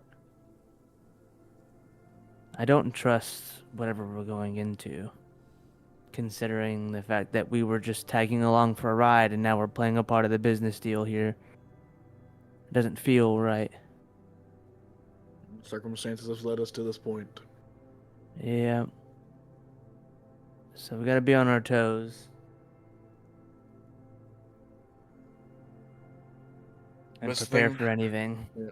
Best thing is to be overly prepared for anything. Better to Yep. have it and not need it than need it and not have it. I agree. So right before we hit port, we will let Yerk know that it's game time. I'm gonna let him kind of spend time with Volia while he still has it. Hey, Unbothered. Valen, do you got any more of these pastries? Uh, yeah, though I highly recommend getting the stuff from the kitchen counter versus what you guys have been eating. I promise you it's much better. But it's so good. If you think that's good. JC, you can see the little weevils just squirming in the bread. It does make sense since they are bird folk. They might find bugs to be delicious. Yeah, I mean, might be a use for it. I'm gonna call a guard. I'm like, you know what? That's a great idea. Get rid of the trash. I'm gonna call a guard. Wait, did you said get rid of the trash? Yeah, our trash, right? Because you're eating the bad bread that we're not gonna use. So you're getting rid of the trash. Yes, Sir Stormgaze. Do you have any more of that lovely pastry you see the bird folk eating? And I kind of like look at them with a smirk. Yes. Do you mind fetching me a bowl's worth and handing it to them? They seem to really love it here. Okay. He goes over to the kitchen and you see him pull a latch down. Kind of reaches in and grabs a burlap sack, shuts it, and brings it over. Hands it to you. He has a very disgusted look on his face. What's with that face? Oh, don't mind him, Yerk. He He's walks away. He just walked away. After handing Valen the bag. It doesn't smell fantastic, Valen. yeah, I know. I kind of hold my breath and grab it and hand it over. I'll put it on the table with a smile to them. Enjoy. Oh, thank you. You see Vulia start digging into the bag, start munching down. It smells really good, Yerk. This is honestly pretty good. He doesn't have standards there. I'm just. No, not at All right. Can Ark as a skeleton smell it? Nope. He can. He Can can he? still eat and everything. Yeah, Can no, he? he can still eat and everything. Yeah. No, yeah, he still eats and everything. It's just that his form is a skeleton. Gotcha. Then yeah, you can smell it, and it smells foul.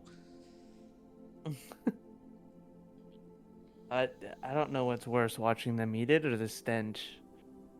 You guys want anything? There's plenty. All for you, buddy. We're good, thank you. Oh, come on. Try it. All good. I'll pass. I'm This too is full. your moment. This is your moment with your family. It is important you enjoy. Yep, it's a All gift right, from the storm gaze to you. Literally Alright, the more watching for someone us eat then. garbage and be like, "Oh, pretty good guy, you want some?" Oh.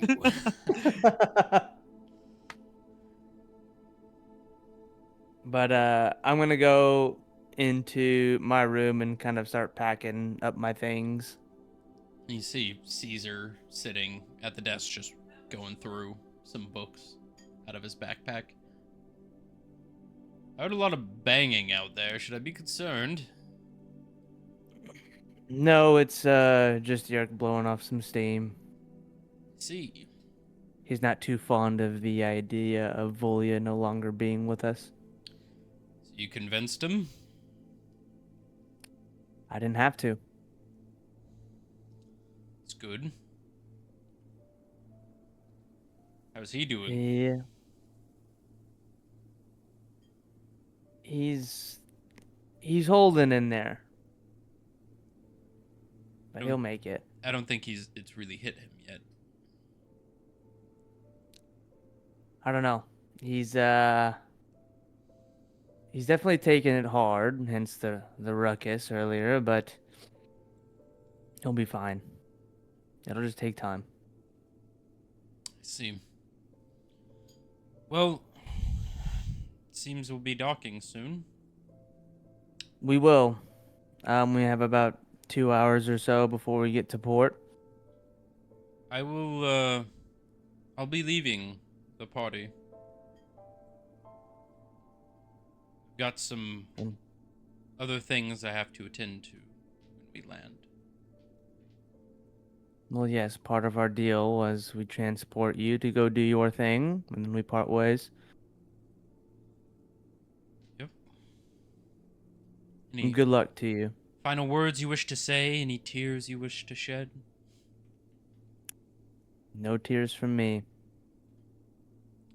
But I will tell you, good luck on whatever journey it is. And I'm sure we'll cross paths later down the line. If I don't die in the process. Or otherwise, if you do.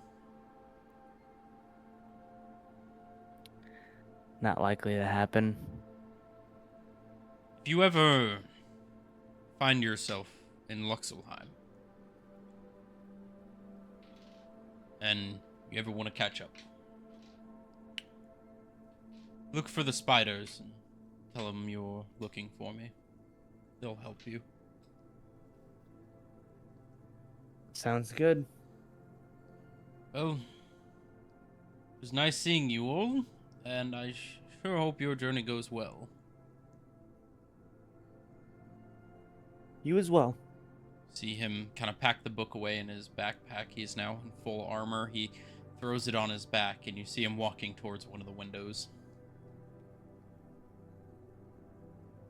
You see him just open the hatch on one of the portholes and gives you a nod. He climbs through, and you just see him. Whee! And I kind of remember to myself, it's always for the theatrics. But yeah, I'm gonna continue to grab my things and start packing up. All right. A bit of time passes, and eventually you hear the voice of Rorik. Alrighty, we're about 15 minutes out. Those of you on the initial greeting party, make way to the slip on the upper deck. All right. I'm gonna grab my stuff and then I head to the upper deck. As you reach the upper deck, all of you, well, actually, as you're getting there, Yerk, Ark, are there any last minute things you wish to do before you head up? Yerk.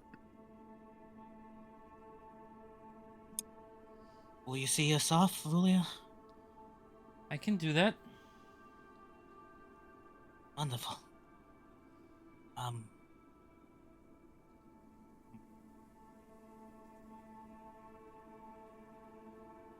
Are the other party asleep? You don't see him around. Okay. Same. You Alright, assume they're heading probably up. asleep. Alright, head up deck then. It'll be another time. Ark, anything you're doing? He's going to get the coffin of Zara's body, kind of put some rope around it to make it look like a giant backpack for him carrying it. All right. That's great. That was the main prep work that he was doing. Okay. So as you guys arrived at the top deck, at least for two of you, you see a landscape that you have never seen before. You've seen some of these floating islands, but this is a beautiful landscape. You see a massive, sprawling city atop one of these floating islands. You see it is miles wide, thousands of feet above the ground. Bridges connecting a multitude of these floating islands at varying heights. You see the main structure, which I can actually draw for you. So the main structure of the island as you're approaching, and you see there are multiple other floating islands above it, massive chunks carved out.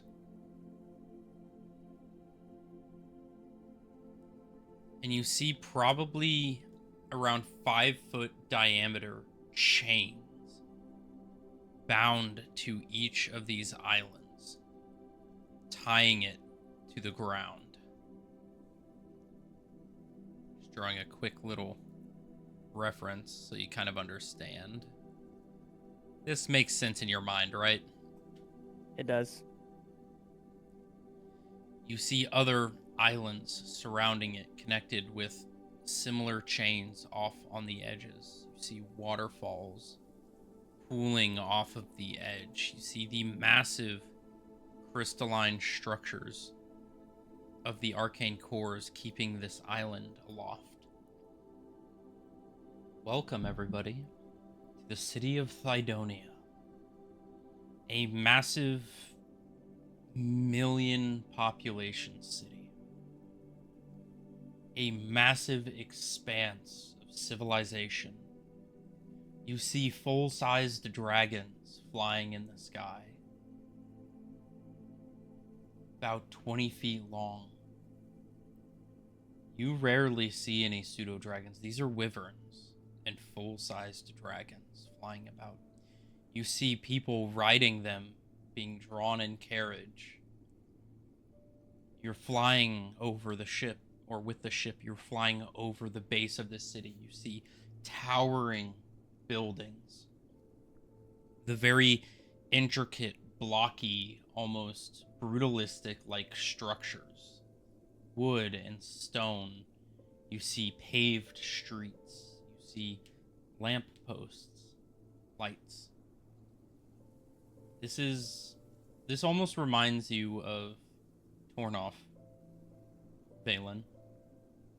This is smaller than Tornoff, but this is high civilization. And as you're flying, curling through these different extents of these cities, think like BioShock, like type of city layout. Yeah. You're eventually brought to one of the more central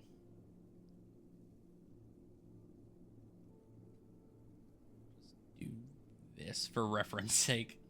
It's building to one of the more central islands. And atop one of these islands, you see a massive estate, a massive castle floating in the sky. You see multiple courtyards surround the castle. You see the castle itself extends hundreds of feet above this island it sits on. You see it's made with this very intricate stonework.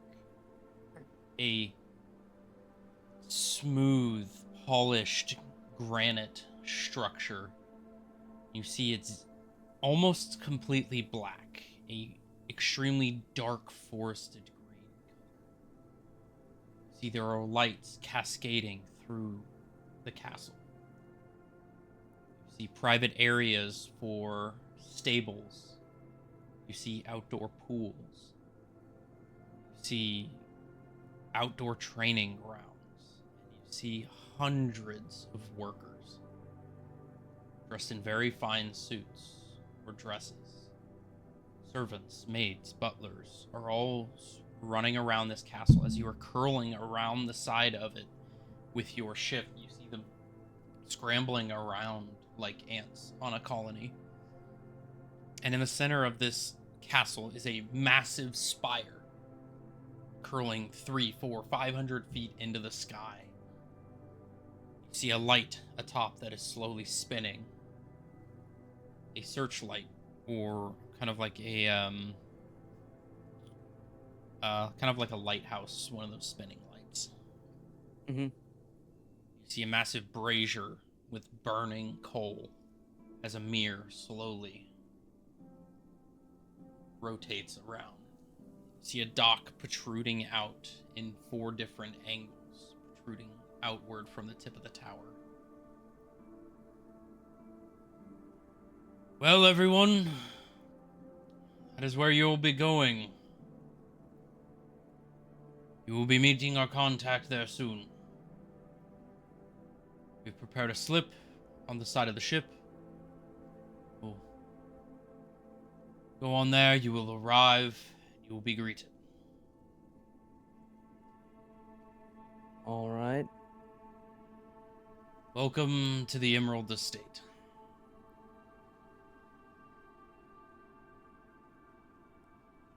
And you look over the side, and just off the side of your ship, there is a smaller vessel that can fit maybe 4 or 5 people with just a single arcane engine.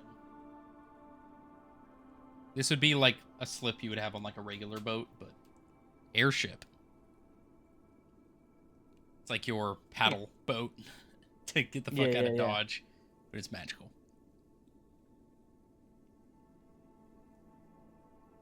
Before we board, just a final hug from to Vulia. She gives you a hug. I will find a way to talk to you in the future. I want to at least make sure you're okay when in the future. Thank you for all your help, Björk. Thank you for saving me and freeing me from that place.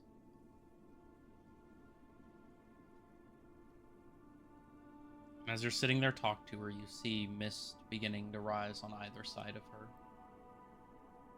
Frost nymphs. They appear crystalline structure, feminine in form, made of snow and ice. There's this aura of cold around them. No real facial features, just it looks like a face, but it's all just smooth ice. The hair itself is like flowing crystal. Some new tricks. 2 from either side of her. They nod at you.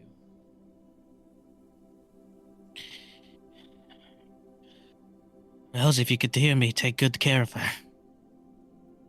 They nod.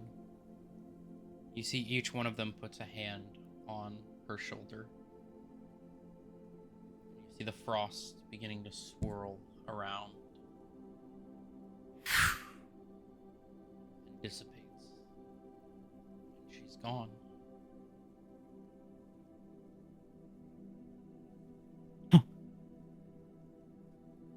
Alright, let's get going. Let's go. And also, Yerk is just gonna keep eyes out for fuck, what's his name? Vidrin. Nope. For some reason I want to say Karlak, but it's not Karlak. Same. Krathen. Karathan. Yep, just if any sights of Krathen. Alright. You guys hop on the slip. You begin departing. You begin curling down towards the top of this airship dock. And as you arrive,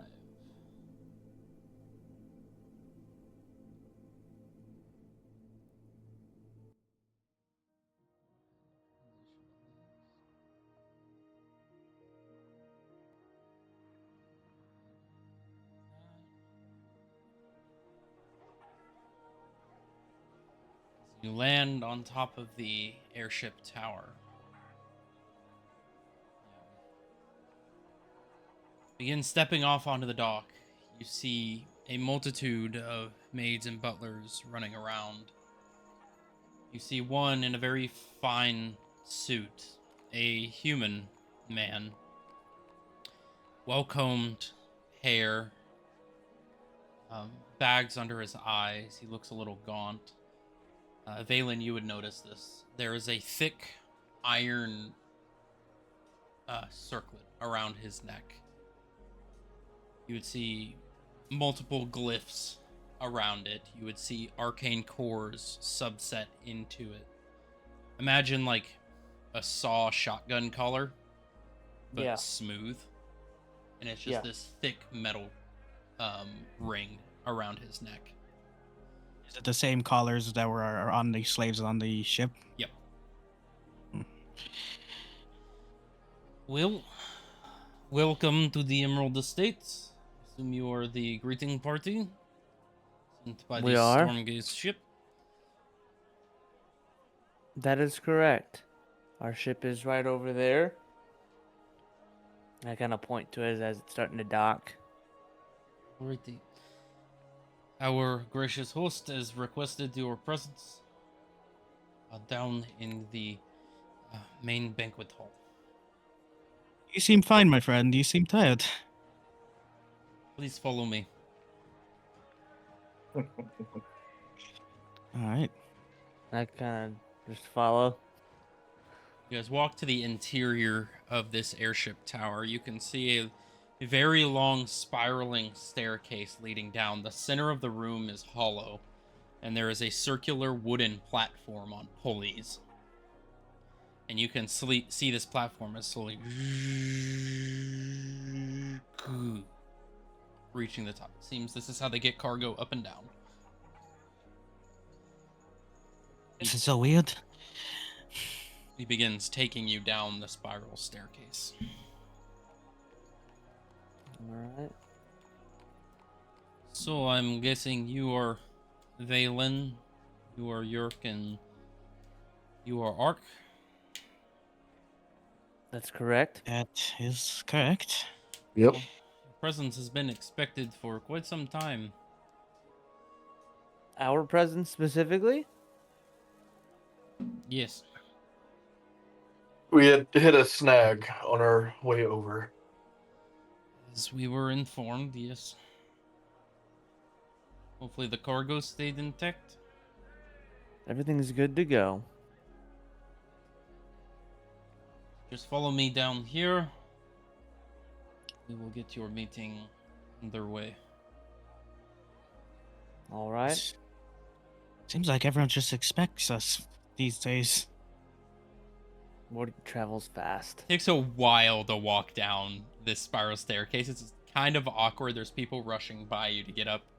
You think there'd be a more efficient way to go up and down, but not really. Takes you about 20-30 minutes to get down this thing. You just keep I had me- spiraling down and down and down. Seems like you haven't really gone anywhere. If I had my wings, I would be down there more quicker. Yeah, I mean, I could always magically get down there, but Boom! I feel like. No, I got Misty Step. Fair enough. That's a little more than 30 feet. I'm used So to you all this see- walking, but Yeah, well, it is what it is. Guys, eventually make your way to the bottom.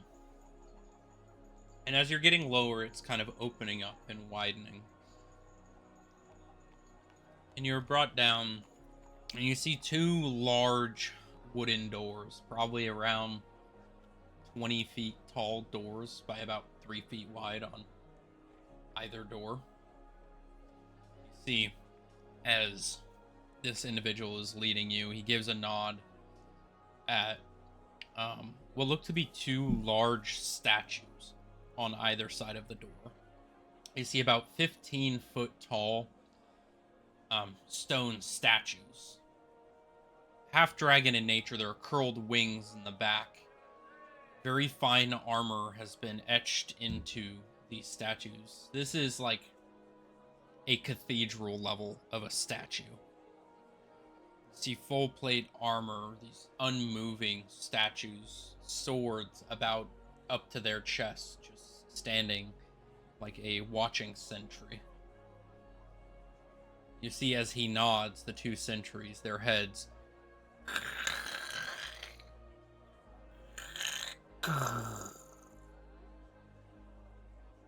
you see the eyes glow blue, and then the doors begin to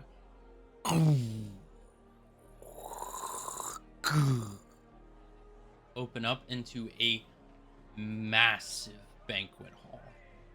Probably about 120 feet by about 300 feet or so.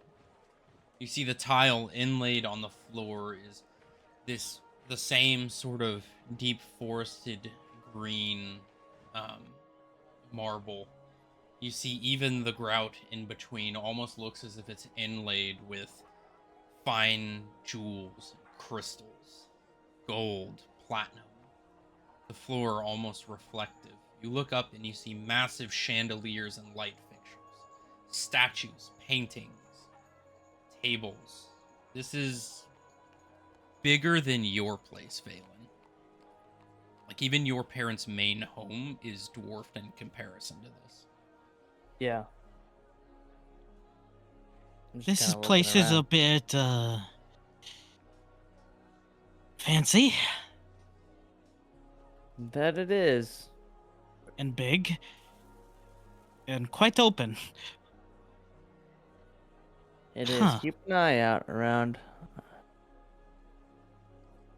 Oh no, yeah, yes, I'm looking for one person.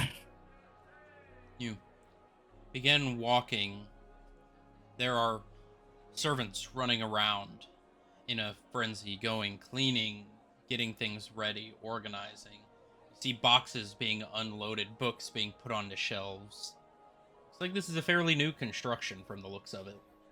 Seems they're just offloading a bunch of like the moving supplies. You see off about 40 feet, you see about a 9, almost 10-foot tall emerald green half dragon in a very fine suit. This is a lot taller than when you met him. You see Dragar turn around, take a look at you. Welcome to my home. It's nice to have Your you here. home. Why am I not even surprised? Well, you were transporting my cargo, so it's a fair assumption to assume you'd end up here.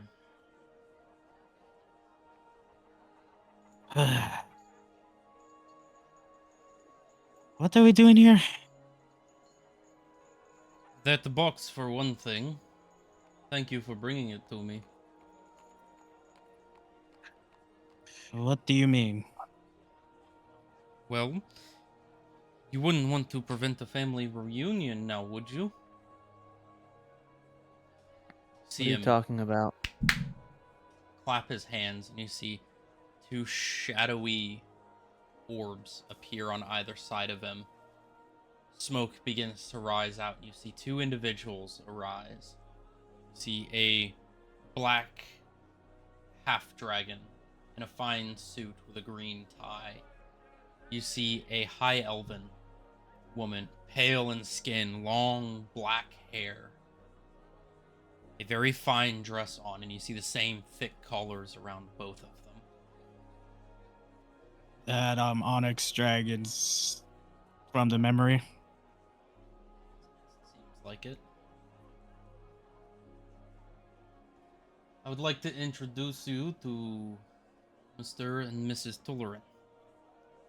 You wouldn't want to prevent them from being reintroduced to their daughter now, would you? So I'm guessing this means you're going against the contract? Not necessarily. As far as we understood it, we are the ones in possession of this box now. For Zara. She's not here now, is she? Again, we are still in possession of Zara. For this box for Zara. Whether she is here or not does not make a difference. Remind Because we are the me. ones in position. Remind me of the contract, word for word.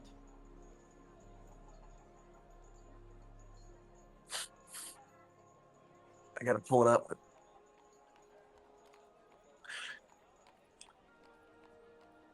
You haven't sent me the finished of it yet, did you? Remind me of the Well, I know the conditions. Yeah, I remember the conditions, and I know part of it is that we were going to be the ones in possession of Zara's box and body, along with the mask for the favor. I'm pretty sure it was just the mask. Nope, it was both Zara's box, Zara's body, and the mask. I do remember. Gotcha.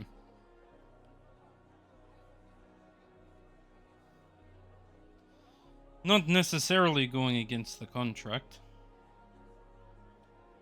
It doesn't state that I couldn't willingly give it away.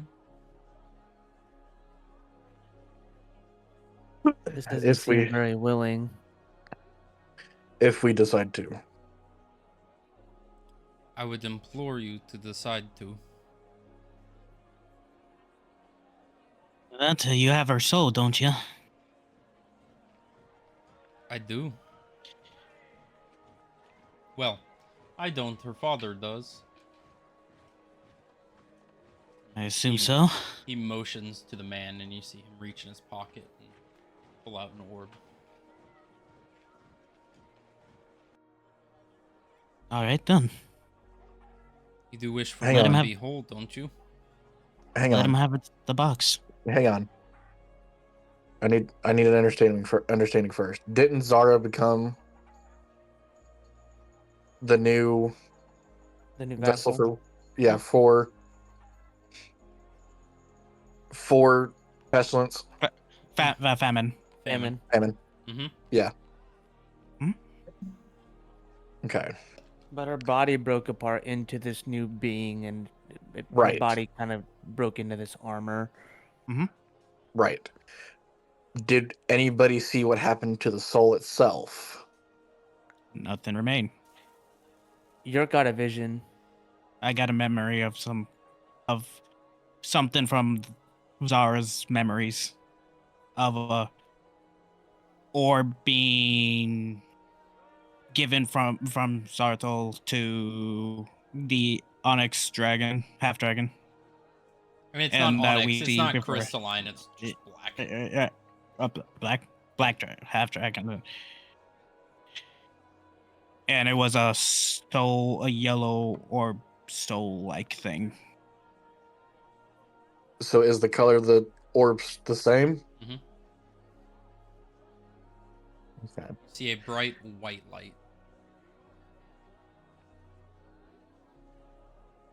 But not the yellow glow. It's the way it was described is like a pure white glow with a yellow flame around it. Okay, yeah, plain. A pure soul. You would see the same thing. Okay.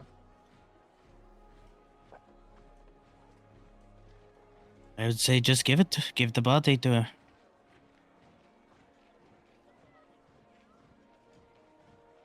Why do they have slave collars on? I was about to ask the same thing. Well, because they're mine.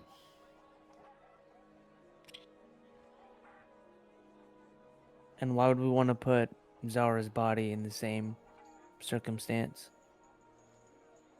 If anyone wouldn't have a problem with it, I assumed it'd be you, Valen. I mean, you are transporting my slaves.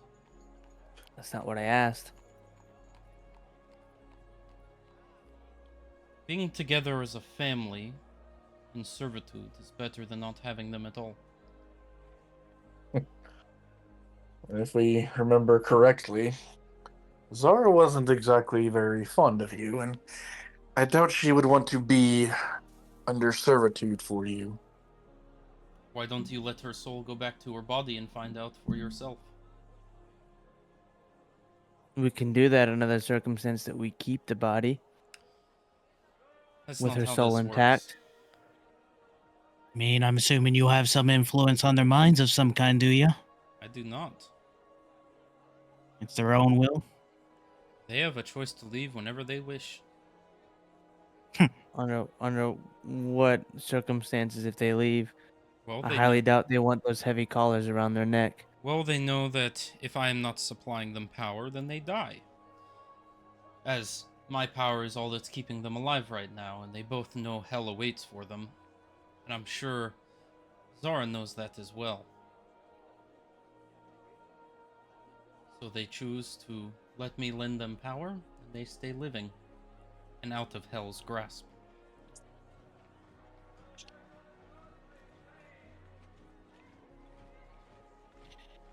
Give me just a sec. Sorry, I had to reset my PC because it was being stupid. Now you're good. I have to pull everything back up. But Ark is going to do an insight on the ghost figures of said Zara's parents. They're corporeal. They look physical. But yes, you Okay. can do an insight. Natural I've 20 heard- plus 4, a 24. They're living. But they don't have emotion. Looks like they do. They're just not talking. You see the With father's very stern face. With a natural 20, you see it slightly quivering. You see the mother is trying her best to hold back tears. Okay.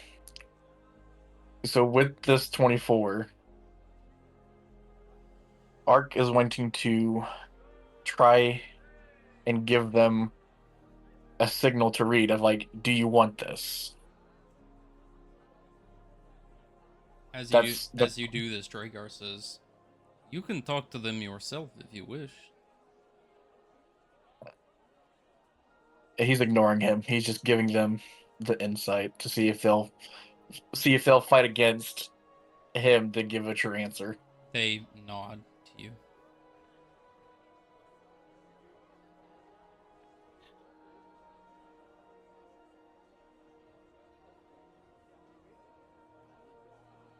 Um, they could understand us. Can they respond? They can if they wish. He steps aside and motions a hand. I'll talk with Black Dragon then. Black Half Dragon then. You walk up to him. Yes. What deal did you made with Zarthel? I wanted to keep my daughter alive. So I did what was needed. You actually cared for your daughter. Doesn't every father? Same for mother, that she didn't like you too much. Sure she didn't. But a father's job is not to be liked. It is to make their children strong, so they may fight against the world and not be weak against it. They need to be prepared for the torment this world gives. You don't get that by being kind.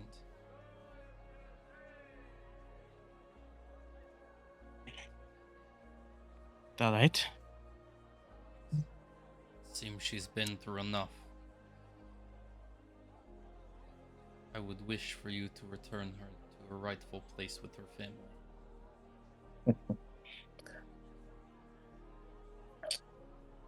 Her mother wanted to be have her free. Look where that got her.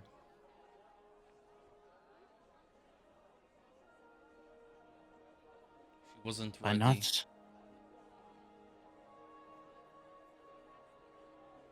By her fault, not my own. That was my causing.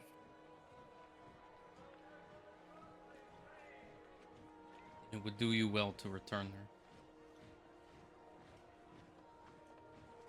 her. Hmm. Mm.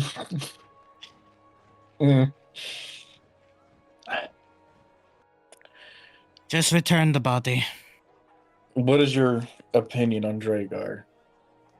Your honest opinion. I wish it was he who was dead and not me. And yet you wish for your daughter to be put under his servitude. She won't be under his servitude. And how do you know that? Because she will be truly alive.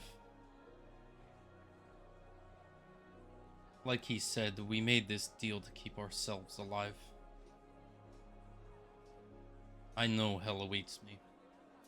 I'd prefer to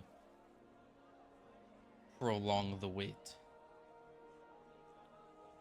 With her soul in her body, she'll be living just as the day she died. Then let us be the ones to revive her. It's not how this works. I have the soul. I'm the only You one do. who can end the contract.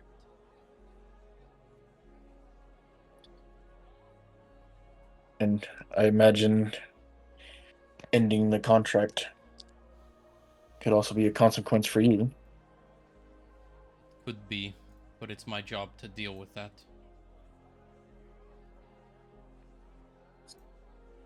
And as you said, better to be hated than loved, correct?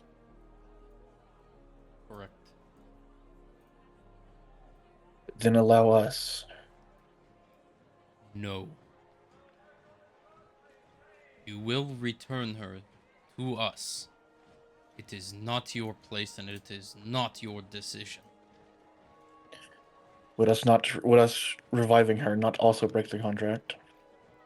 I am the only one who can break the contract. I am the only one who can possess her soul.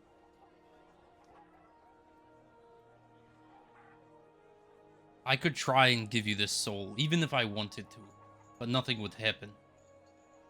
It is bound to me, not you.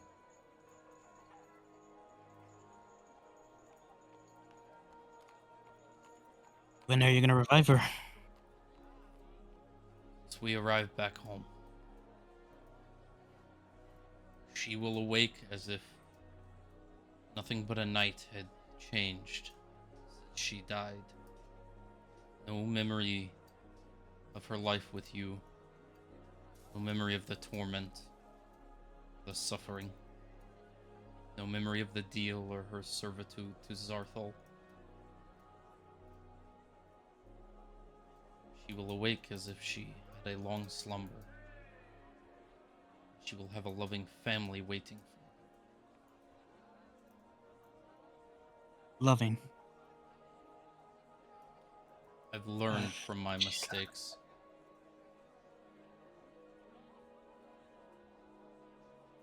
This is kind of a stretch.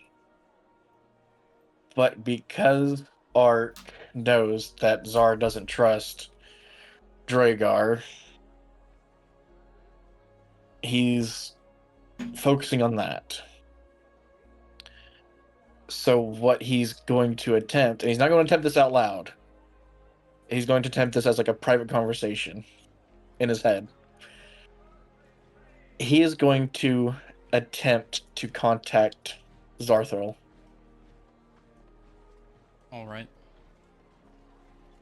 How are you doing this?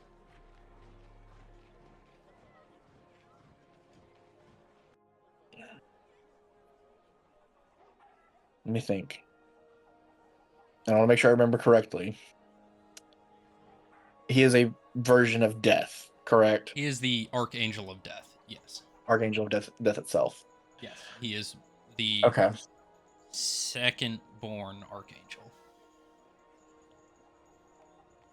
So again, this is in his head. He's going to try and contact him as like a private conversation. All right.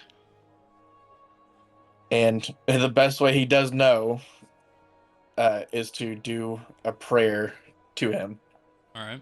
He imagines trying to contact us the same as like you contact any other god of like doing a prayer. All right. He's going to do it. He's going to. This is what it's going to be. Archangel of Death, Zarthril, I call to you for answers of hidden hidden questions unknown to me. For one of your warriors of death needs assistance. Roll a religion check. Is it going to be flat or Flat. flat? Okay.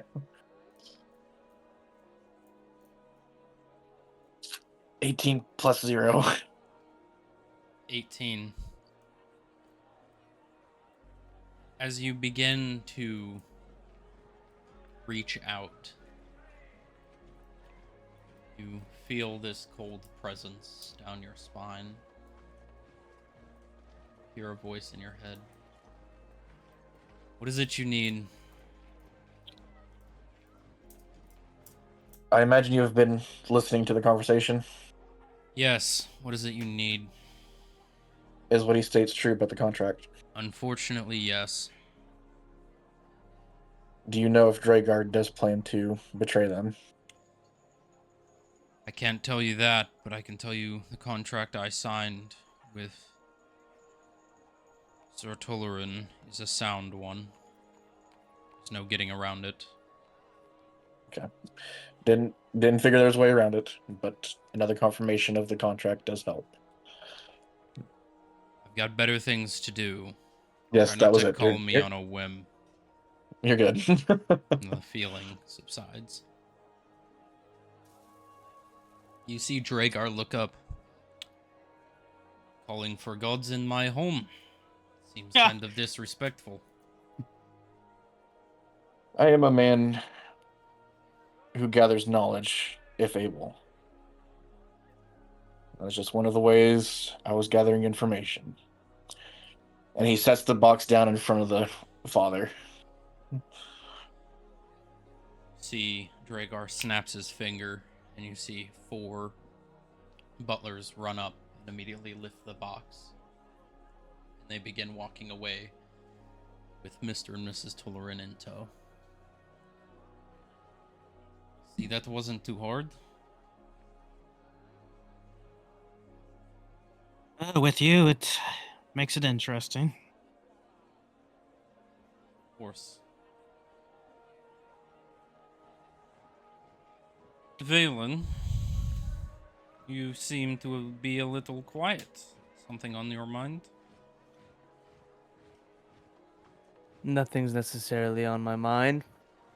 I am letting the party say what they need to. And I what is it spoke you on. need to say? I don't. There's not much words that need to be said to somebody I don't really care for and or trust. If it helps Valen, I did confirm with Zarthril about the contract.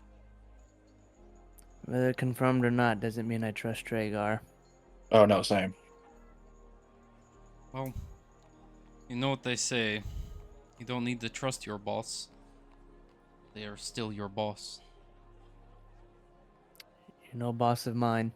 Oh, but I'm a boss of your parents, and that's what matters. Oh, Right? But not of me. If you want to think like that, you may. I will, and one day, mark my words, you will fear me. There is little that I fear. Sure as hells aren't one of them. Not yet. So let us continue. We are going to spat forever about everything of distrust and such. It is better to continue forward. is this all you really needed? That it? Well, it was a bonus that you were on the ship and were able to semi-protect my cargo. Some items went missing, but I have people who are going to work on getting it back. But the slaves that you brought to me, I will thank you. I'm hoping to make a pretty penny off of them in the auction.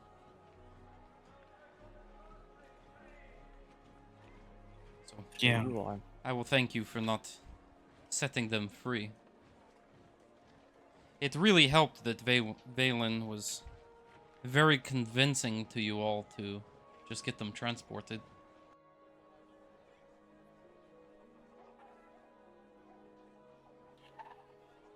Mm-hmm.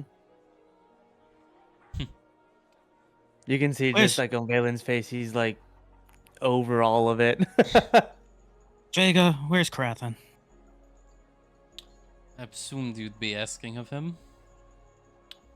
As a gesture of good faith, he's through that door over there. He thinks he's waiting on some pickup from the Ruby Court. Whether they find his corpse when they arrive or him living, I guess that's up to you. I never expect you to be courteous. Not I- a catch. I am a man of gifts, after all. He waves his hand to you. Alright, Yerk proceeds. And while you're walking over there, you see some of the more well-dressed actual half-dragon guards follow you in tow. One of them puts a lock in the door, begins to open it. And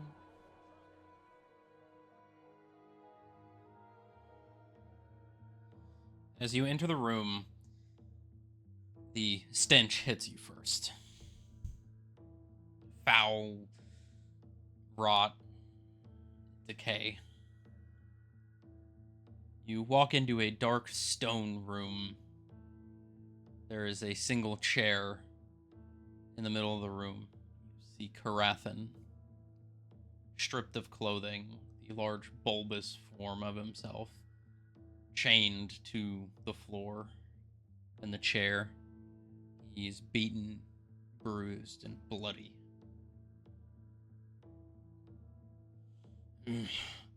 What are you doing here? He spits on the ground. Oh, I finally found you. That is interesting. What do So, you want? how are you faring? Fuck you.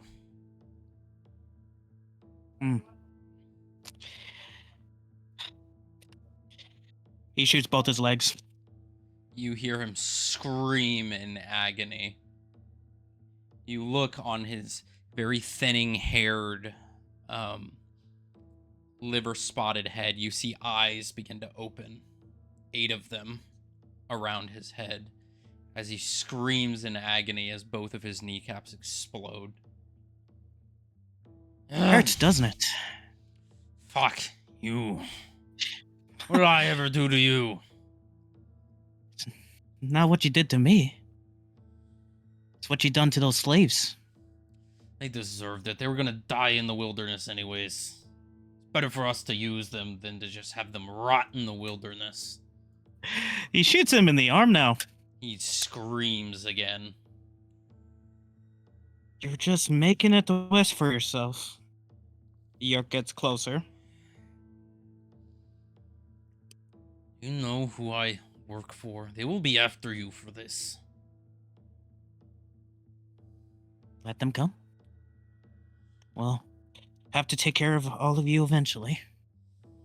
You don't know what you're doing. You don't know what you're messing with. She will find you. She will rip you limb from limb and make sure you feel every moment of it.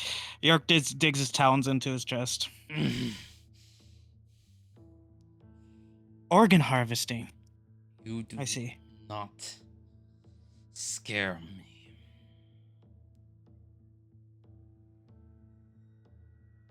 I don't have to.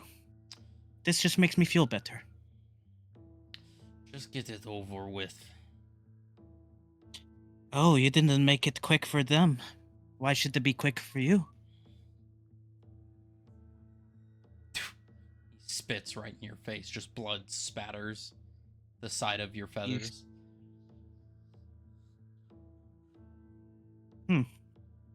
Keeps digging in. Maybe hoping to grab something vital. Fair enough. As you do, he just looks up at you. You think that child's safe? We'll find her. We'll make sure you see it.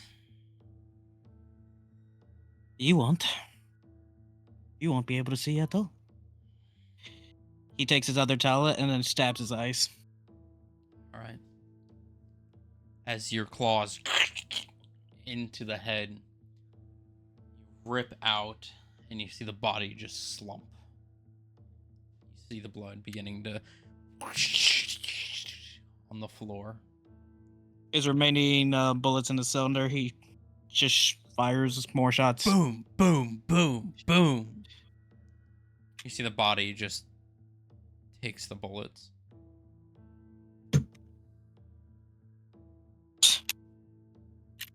He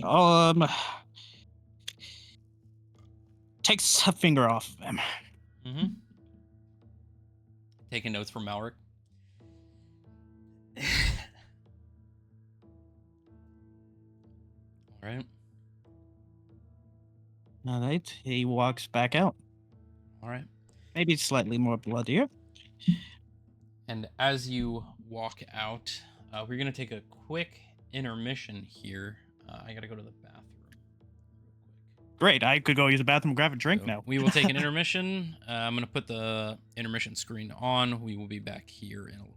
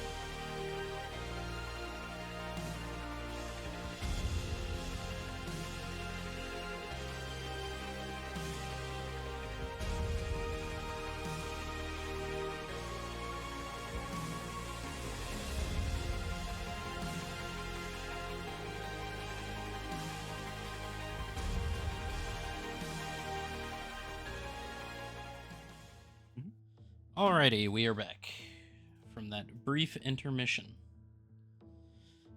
So, Jay-Z, or Valen and Ark, you see Yerk go off into a side room. A few moments later, you hear bang, bang, bang. Silence befalls the room. Then you see Yerk walk out of the room, whole front side just covered in blood.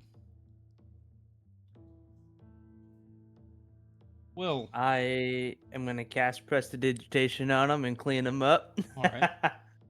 W teammate. teammate. Well, hopefully that gift was to your liking, Yerk. I guess I'll be expecting more of them. Fortunately, I can't help with the rest of that, but it was a favor for you, and it was a favor for me. So, thank you. Sure. And speaking of favors, the contract that we had signed, I believe that came with a favor that I may ask of you.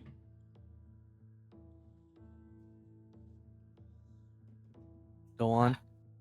I didn't know you would pull this early. Some things came up, and they're quite annoying. There's another group of court members. They have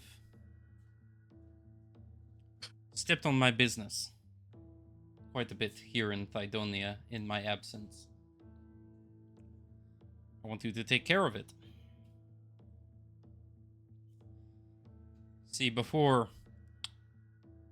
while I was gone, and my family was in control of this fine city, we had various warehouses around used for transporting product. Another court has decided that they would take it in my absence. There's 3 of them, one on the central island, and 2 more towards the eastern edge, where the ports can be found. I want you to kill those inside. And considering I can't be directly dirtying my hands with it, what a great opportunity you all showed up. How many are inside? Hang on. Each building, Oh, what you're expecting us to kill? How many are we going up against? there should be around, depending on when you choose to go, it can vary from anywhere from 10 to about 15 in each facility. What are their capabilities? Simple guards, similar to my own, fighters, hired mercenaries. They make sure that the facilities are up and running properly. All right. Have they acquired your ports by legal means? Define legal. In other words, In what are we way? going to Against the law? harm innocent? Are we going to harm innocent people? Will this conflict with our adventuring licenses? Don't get caught and it shouldn't. They're not innocent. If that's what you're asking. But this isn't completely legal overtaking of a business. As long as you focus on the guards, no innocent life should be lost. But this is something that could affect our guild licenses. Not directly. You're far enough away that no one should know who you are, and unless you happen to leave your guild license behind, then there's no way they would know. Now, if I was asking you to go kill guild members, then I would obviously understand your unwillingness to do so. But these are not guildsmen you're killing. It is not the fact that they are guildsmen. In the eyes of the guild, it could be shown as In that case, something anything unfavorable. by that logic, anything I ask you to do could conflict with guild means. It's not. Then, It wouldn't be then, my fault if you got caught. It won't directly affect you if you do it right. but because if we do get caught, it will. That doesn't matter. That's not on me. What court are we This going against here? The Ruby. it has been She it pissed has been me off. stated. It has been stated that if it conflicts, that even means if we are caught. You don't understand how contracts work, do you? These are just clauses that you didn't brush up on. The clause states it cannot directly interfere with your guild membership. This does not directly do it. You could go do a job for me, and then on the way there happen to have some trouble with the guild. That's not on me. It's not directly tied to the job. It is on our way there and back to report to you and to report You're back. trying to get out of it. I am trying to give you a different option to continue working with us. Fine, you don't want to do follow this. what we've asked. You don't want to do this the easy way? Fine. You don't want to understand the binds of your contract? Do this or I kill you. How about those contracts? How about that deal? So you are not willing to work under agreed upon things? This is what I see. This is something that could affect us, and this is just something that is worrying me. Valen, you're used to business. I'll give you time to talk to your compatriots about this, but this is the task I'm asking to be done. Arky's not wrong. Would It's you not pla- directly violating the contract. As much as I hate to say it, he's right. Now And there you're going are to supply us, are you? I will supply you with assets if it's needed. I'm happy to looking for a new weapon.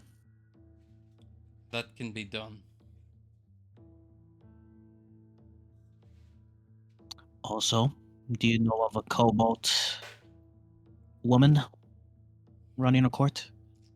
The Ruby.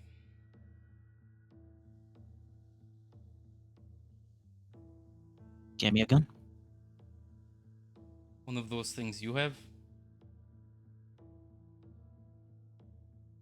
Were you familiar with Atlas? I remember him. The weapon he was holding. I can do that.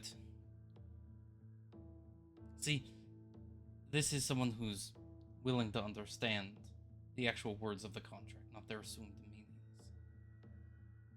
I have I'm no gonna worry. sympathy. That I is have all. no sympathy for the Ruby. I'm sorry for bringing up something that worried me. Thank you for apologizing. Thank you for understanding my worry. To some point. Let me know when you get it done. The weapon will be What? delivered to you. What time is best to go where there's the 10 that you spoke of? They work at night. Okay, I can get What's you the best place to transportation get- there. that'll be perfect. Ammo with it too. Of course. Now, I need an alibi. So I have invited the Ruby to my home. I will be having a dinner with her before the auction tonight. Be wise of you to do it then. She will have her personal guard here, so they will be none the wiser. By the time she leaves, I will already have reclaimed ownership of the properties. Would they know of Karathan's untimely demise? Not if you don't tell them. Alright. I think we're done here. Agreed. Have fun. Europe turns around and I guess head up the goddamn stairs. I do the same. You 10 guys miles look of up, stairs. you guys look up at just the hundreds of feet worth of stairs just and as you guys are walking up the stairs, you see the other group kind of walking by, also being escorted. Are they being escorted up or down? Down. They're coming down. It Okay. seems your ship has docked and they have gotten off and are making their way down.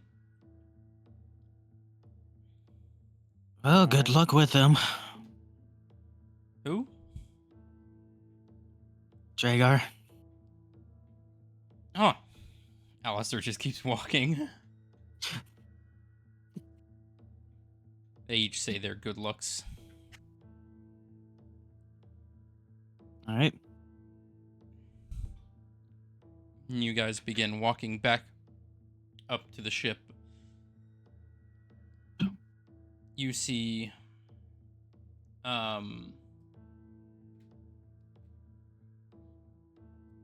you see Rorik at the top. Valen.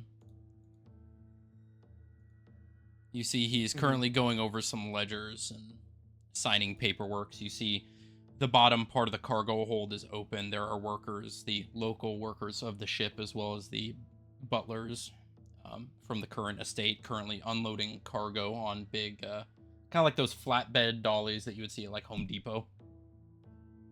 Okay. You would see them unloading cargo and loading it onto the big circular elevator in the middle of the room. Okay. Were the slaves unloaded?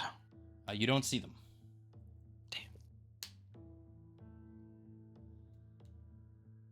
Oh, Valen, I hope your conversation went well. And I kind of put on like a happier face. Everything went as well as we could hope. Well, we're gonna be staying here for a few days. Feel free to sleep on the ship. Once we're done unloading here, we're gonna go dock at one of the lower ports for now. And That'll be good. The walk up here is rough on the knees. yes, it is. I've made the walk many times myself, and it is not fun. But obviously, the ship is in need of repairs, so while that's happening, we will be docked down in port for quite a few days. All right, that is perfect. And we'll the ship we'll will be come here yours at to night. command. Perfect. Thank you. And your father has asked for you to call him when you get the chance. Okay, will do. Well, I've got stuff I've got to continue doing. I know I had you unload your stuff, but I guess bring it back on the ship. Has the slaves been Yeah. unloaded? Or fighters in your... The fighters have been unloaded, yes. They have been brought to their quarters.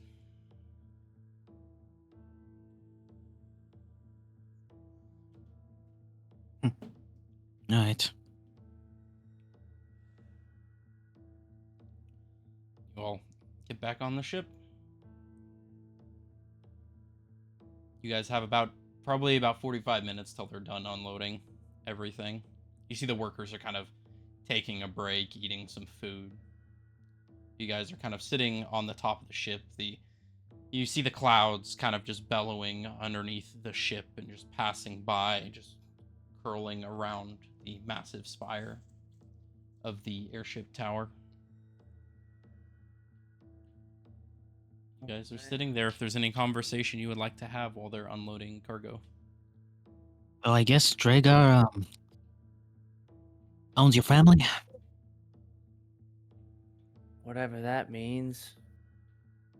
That sounds like a conversation that you might have. Because at this Another point, day. there are slaves. Another day for that conversation. I didn't ask for the deadline of whatever this contract we're doing here. I will say, Well, this contract Mhm. has to happen tonight because he's having dinner tonight as his alibi. I'm not the fond of the ruby at the moment. What quarrel do you have with them? Well, Krathen was part of them. And it's what they do. I have no sympathy for them. Then you should be looking forward to what we're about to do. I am. But I will make sure it's two-eye magic killing, though. Can't say, I guess I got a lot of enjoyment with Krathen there. I guess it made me feel a little better. Be careful leaning into the dark side of your wants. I do agree Karathan got what was coming to him. But be careful that leaning into that doesn't overtake you. Come to the dark side, Yerk. We have cookies. And revenge. Yeah. And cookies. And cookies, mainly. What side are we on, really? The gods want me to be strong and deal with all this suffering.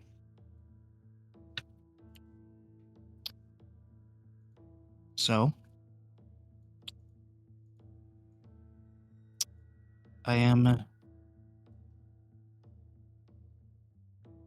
putting some feelings aside for a bit. Fair enough. I hesitated too much.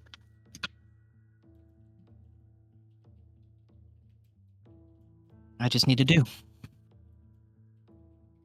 I agree, but that doesn't mean you can't think about it as well. Just don't allow the thinking to let someone's life get injured or lost because of it. We'll see how it all plays out. Regardless, I feel like the Ruby Cut will probably be after me now.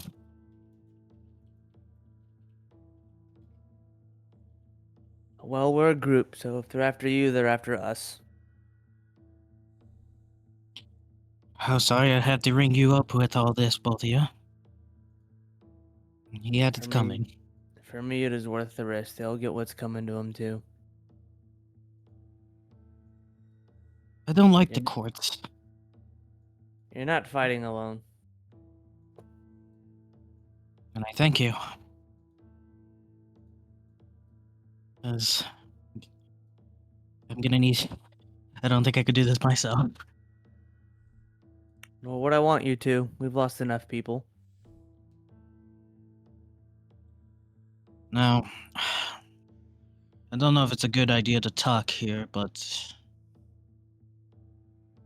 It just seems like Drago already knew we were coming, so... Well, he did. Remember, they told us that they were expecting us. Yes, Also, so... Caesar was on the ship. And reports have to be done of who's all coming to port. And who's on the manifest leaving the port. It did. Even with all that, it didn't matter. It is Dragar. He knows all. It's best to You're assume.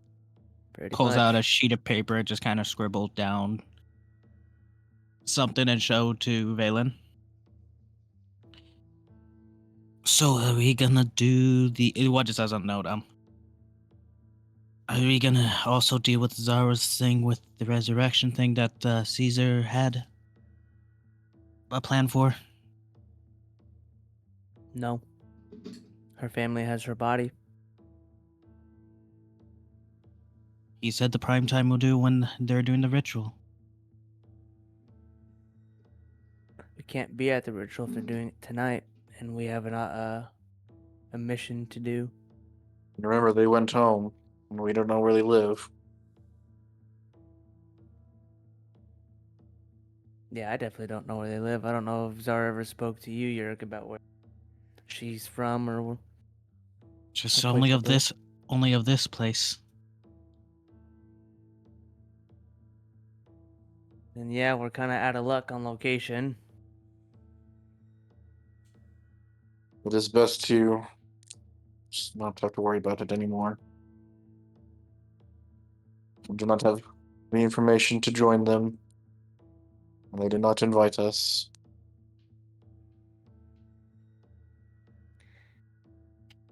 Yep, we'll have to let her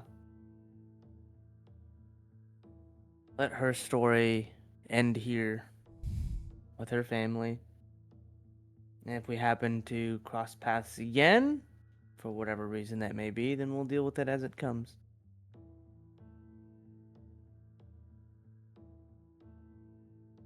This isn't right, but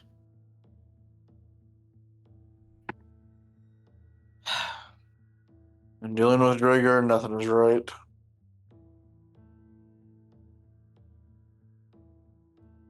one day, Ark, one day. One day we will get powerful enough. I do not see it coming.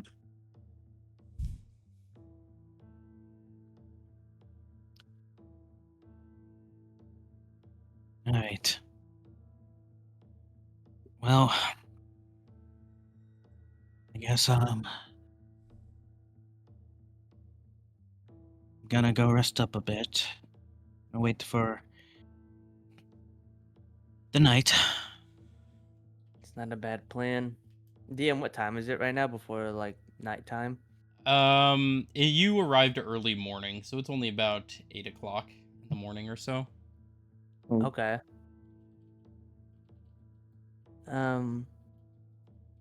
I am gonna go put my stuff away back into my room, and then I'm also gonna go find a spot that I can go kind of meditate and work on my spell. Gotcha. All right. One thing, then I would actually go look for rope. Just laying around. Jesus Christ. No, Has wait, it- wait, not like that. Has it come to that already? Not God, like yeah. that. I Gosh. mean, that's one way to get out of it. Jeez. So I can put it around my neck And hang myself. Cool. Ark's kind of got some multiple things he's going to plan to do. And for your, I'd say it's easily enough for you to find rope. Valen, you find a quiet place. All right. So the first thing Ark is going to do is he's going to find a nearby tavern and purchase some booze. You guys are up in the tower still, right now. Or are we not able to go out and about? Right now, you're about 1,000 feet up. Yeah, isn't it like an island? Like an island that's on? Yeah. So again, is there not floating. any way to go to and from yet? Not yet. No. I don't know. They might have a bar in the Emerald Estate. Yeah. Go back in there and have a good old chat with Drake again. Then I guess until we find a way to get to where Ark needs, he's not going to be doing much, if anything. There is Oh, there is no. liquor on the ship. There's like a lot of liquor on the ship. It's a Stormgate ship. We get lit up here. We get lit. So there's a specific reason for the liquor. I guess the next best thing as they wait that Ark is going to do.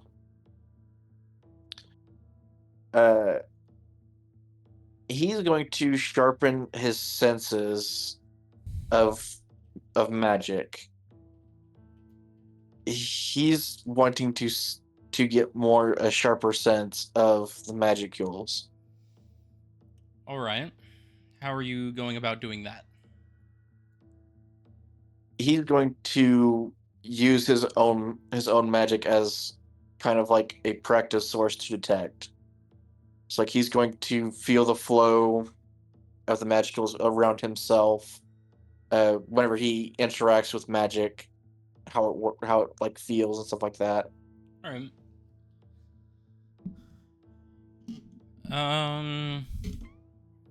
You are a paladin, correct? Yes. All right. And you're a specifically you're a faithless paladin, right? Yes, as Yeah. Yeah. Gotcha. I'd say roll an Arcana check.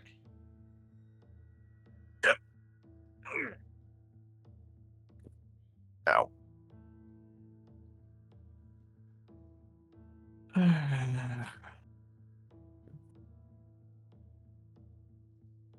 $13. 13. How much time are you spending on it? However long it gets us to where we're going.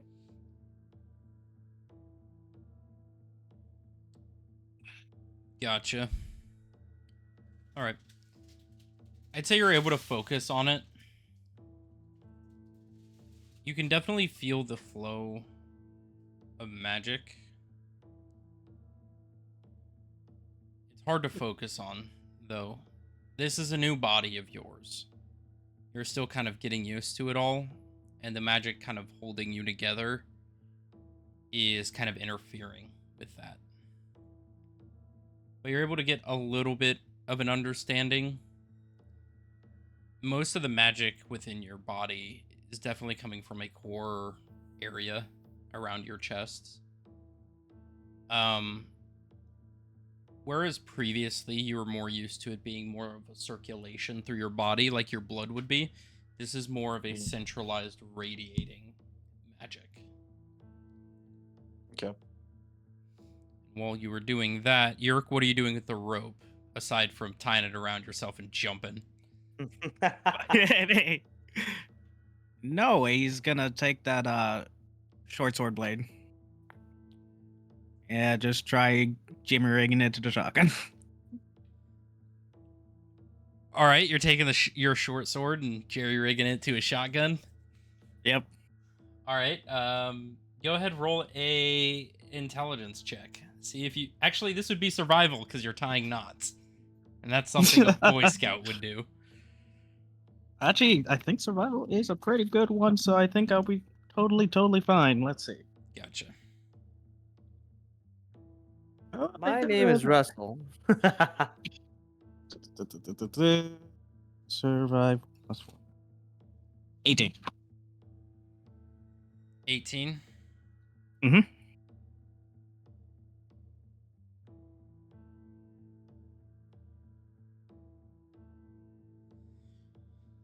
I'd say with your determination and your focused mind now oriented on a pretty simple task, you're pretty easily able to basically make a short sword bayonet on your shotgun. I'm okay with this. He's got the sword gun. At this point, is it like long as a lance or something? I mean, it's pretty fucking long. It's just a sword at this point, a long sword. Honestly, I thought I was gonna have my like wing functional. It's a long and I was sword just with gonna... the hilt being a shotgun. Yeah. Mhm. And I was just gonna fucking ram people with it. But Fair enough. You Ram it know. in. Boom. yep. But you just gotta charge him now. Yeah. Thank God. I think that works. He's happy with that. How long does that take? I'd say it doesn't take too much time. I'd say maybe like 15 minutes or so. Short, stop that. Stop it. Stop it. Say after that, gonna go see where Valen is. See where Valen is? Yep. Valen, where would you be about this point? I would like to have climbed down somewhere this tower to go find a place to practice my chain spell. I'd say there's enough space on like the loading dock area. Okay. If you would imagine, it's like the size of a like warehouse, basically. This big domed Okay. top to this building with the light tower Okay. on top. So I'd say it's probably about 120 by 120 feet, massive circular area. So it's Okay. fairly large. All right. Well, somewhere where it's kind of like quiet, just a spot that I can practice my magic in peace. essentially. Gotcha. All right. So how are you advancing this spell further? So, in the beginning, I started working on forming the chains out of the earth. Mm-hmm. And then I think the second time it started to actually become chains itself. So this third test, what I would like to do is be able to start enchanting the chains with flames, and then near the end, I'm gonna add lightning to it, so it can be like this red lightning type of All right. Go ahead imbuement. and roll an Arcana check. You're gonna roll 3 Arcana checks. The DC you need to beat on 2 of them is 20. 2 of them? Okay. Yep. You need 2 successes. And take away the use for this day's worth of practice. Right. Oof. First one is a 12. 12. You've got the forms correctly. It's a little hard to do on marble. To say the least. You're also fucking up the floor. Pretty decent. Pretty decently. Ooh, 21. 21 on the next. You're starting to focus on it. You're starting to kind of get the form really down. You can tell you may be able to focus some energy into it. Whether it comes out fire or lightning, you're unsure at this point. But if your math is correct, then maybe. The last one, I got 27. 27. As you were doing this, you can feel the magic flowing through you. You can feel it, the weave flowing through the chains. As you're doing it, you're beginning to pull on the chains, trying to detach them from the ground. And as you do, it shatters. But you have that feeling now. A success nonetheless, but more progress is needed to be made. Right. So you are on 3 successes out of 5. Now, don't you die before you make this spell. Nah. And you removed the quantity of materials. I did. I put it in my my inventory. How much notes. do you have left? I have 200 gold pieces left. Out of the 3 tests, it's 50 each test that have been taken out. Yep. All right. So you've got 4 tries to get the next 2 successes. Yeah. So far, so good. So far, but Barely. the DC is 20 at the 3rd success. So Yeah. yeah. I'm gonna fail the next one, like guaranteed. Alrighty. So as you were doing this, you see Rorik arrive back on the ship. Well, everybody, all the cargo is unloaded. Payment has been received. Here is your cut for your family. Valen.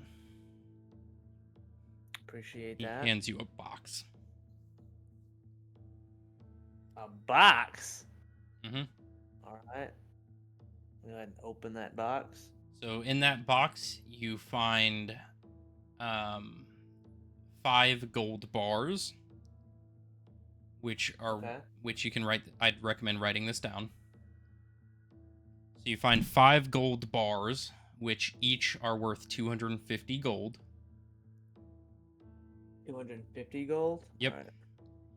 And you find 3 platinum bars, which are worth about 100 platinum each. Platinum bars. So 250 times 5, that's 750 plus 3,000. So 3,750 gold in total worth. All right, and then the platinum was how much? It is 100 platinum per bar.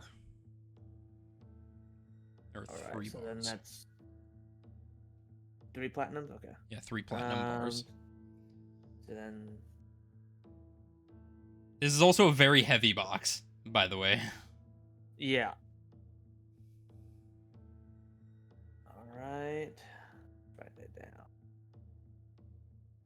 And then for platinum, you said it was so it'd be 300. Got it. Yeah, so 300 platinum is the equivalent of about 3,000 gold. Yeah, not including the 5 gold bars. Yeah, not including the 5 gold bars, which are 250 gold each. Okay. It's a lot of monies. It is. All right. Also, in real world currency, a gold is about $145. So 145 times 3,750. Real world buying power. Yeah. It's a good chunk of change. Yeah. But as he hands Alright, it to I got you, it written down. the weight kind of hits you. And you're like, Oh, okay. Well, thank you. you're welcome. Don't forget to call your father. Right. Well, off we go. As the ship begins curling down to the lower ends of the main island, as you guys officially port in Cydonia. Oh, I didn't know the ship's moving. Okay. And you've, Yerk, as this is happening, you see Valen get back on the ship as you were looking for him. Well, I was gonna say that since we were at dock for a sec, I usually did this with Maurik, if you remember him. I do. Do you fancy any sparring? If you don't mind me using magic. Yes, I need to get better at not getting hit. Yerk has never been hit once in his life. What are you talking about? I am Right. totally fine with you using magic. As long as Okay. you don't, like, blow me up immediately. Sparring doesn't intend killing you, Yerk. I don't know. Magic seems a little weird. It can be very confusing, yes. Even for someone like myself who consistently uses it. But I'm more than willing to spar. I don't think we should do it on the ship, though. We can do it on the ship, just make sure we don't break anything. While I'm going to the helm, Yerk, there's a box put in the cargo hold. It says it was for you. Oh. Okay, I will be right back. I do want to spar, so don't go away. I'll be right here. Yark goes to the cargo hold, I guess. Hopefully he'll be allowed in there. You go to the cargo hold. The guards are bringing up a box. You. All right. It is a very nice, long leather box. Yark opens it up. It is an M4.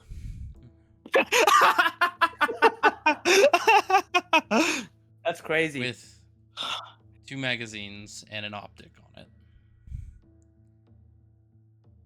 This is almost identical to what Yerk, or to what Atlas had. You got the blicky. And there are 3 boxes with 50 bullets each. So you can add 150 bullets to your inventory. And an automatic rifle. All right, that's grand. Bird with the blicky. Okay, I don't think I should use this against Valen. I think this would be too much. Bang! Okay, we're using magic. I got magic right here. Bang, bang, bang, bang, bang, bang. You ever see this fireball come at the end of this gun? Boom. Yark straps does it like have a strap or? A question does enter your mind, Yerk. Mm-hmm. He was able to get this on a whim. Just with you asking. Slightly concerning. As that thought just kind of creeps into your mind for a moment as you're looking at it.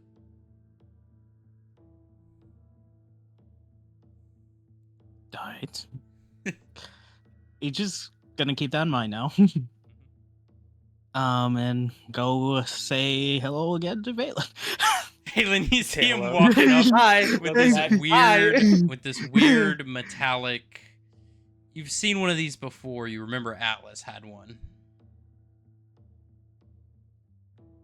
Well, it looks like they made use of getting you a new weapon.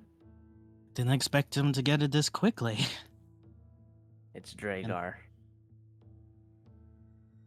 I'm sure he's Yeah, but- probably got 20 of those in his closet. Yeah, but like we were just. I mean, to be fair, it was about 30 minutes to get up that tower, wasn't it? Did someone just? Yeah, Came well, they over do here to drop transport it off? cargo. They do transport cargo in that little pulley system. Oh, these don't come easy to come by. Since they're not of this world. Sir Dragar has his sources. NGC? Probably.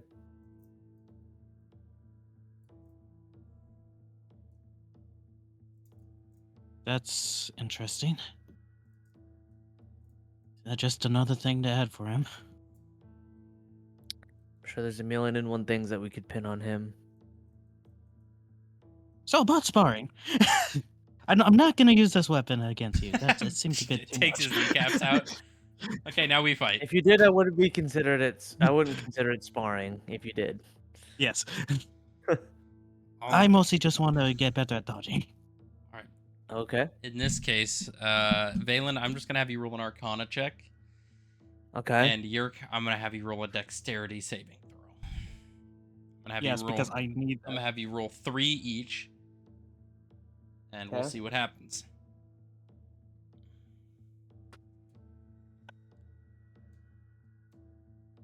First one is a 17. 19 for first. 19.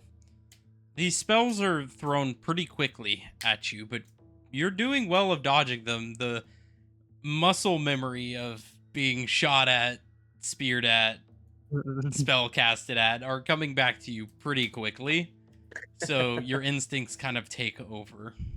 And you're able to pretty quickly dodge out of the way, pulling up boxes to avoid getting hit, chairs, tables. Go ahead, roll the next one. Okay. Do a bigger one. All right. My second one is Fireball! 19. Right? Fireball! Want to pull the vines towards the ship again? No, second one's a 19. Nat 1 plus 5. Natural. Oh my god. You- Go harder! You, Valen, you almost forget in a moment that you're sparring, and you're kind of falling back into that mentality of,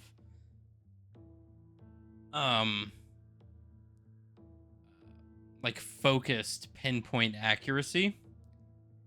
And you start leading your shots, and boom, one hits Yerk right in the side of the chest as you see him stumble and go over the edge.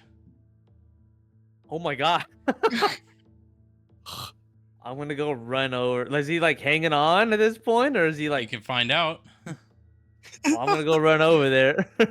You immediately run to the side, and you see he's just clasped onto the rope line on the side of the ship. The net on the side is just holding on for dear life as you see the wind. This seems. As you look over the edge, and you see the about 1,000-foot drop to the next island, and the dragons flying underneath, and the clouds moving. You almost get like a sense of vertigo running up that quickly, but you're like, oh. Yeah. Well, I'm A definitely gonna A grab little him. help. You grab his arms, you yank him over the edge. I'm not. I'm gonna be frank. Hi, Kind Frank. of reminded me of something. Yeah, I can imagine. I don't want to remember that. Yeah, sorry about that. You said continue to go a little bit harder, and I kind of. My Get carried fault. I away. think I tripped over something after you hit me. Fair enough. Would you like to continue? Yes, I'm fine. All right, go ahead, roll another set of them. Are you All right, are you holding my- back on him, Valen, at all? Well, he said continue, so I'm going. When it comes to training, Fair enough. yeah, 13. 14 plus 7. God. Oh my god. After about 15 minutes, your armor is charred, you're exhausted, you're in pain, and you're just kind of curled on the side of the ship, just the wind is knocked out of you, you're just crumpled on the floor. Your puts like a thumbs up. I'm You okay. alright? This is what I I've- wanted. I'm glad I could help you. I've had plenty of sparring sessions where I've been on the receiving end. I guess I'm not that great dodging magical abilities. I'm quite proficient in casting magic. And I thought I was good at dodging. But I'm not. Well, it was good sparring with you.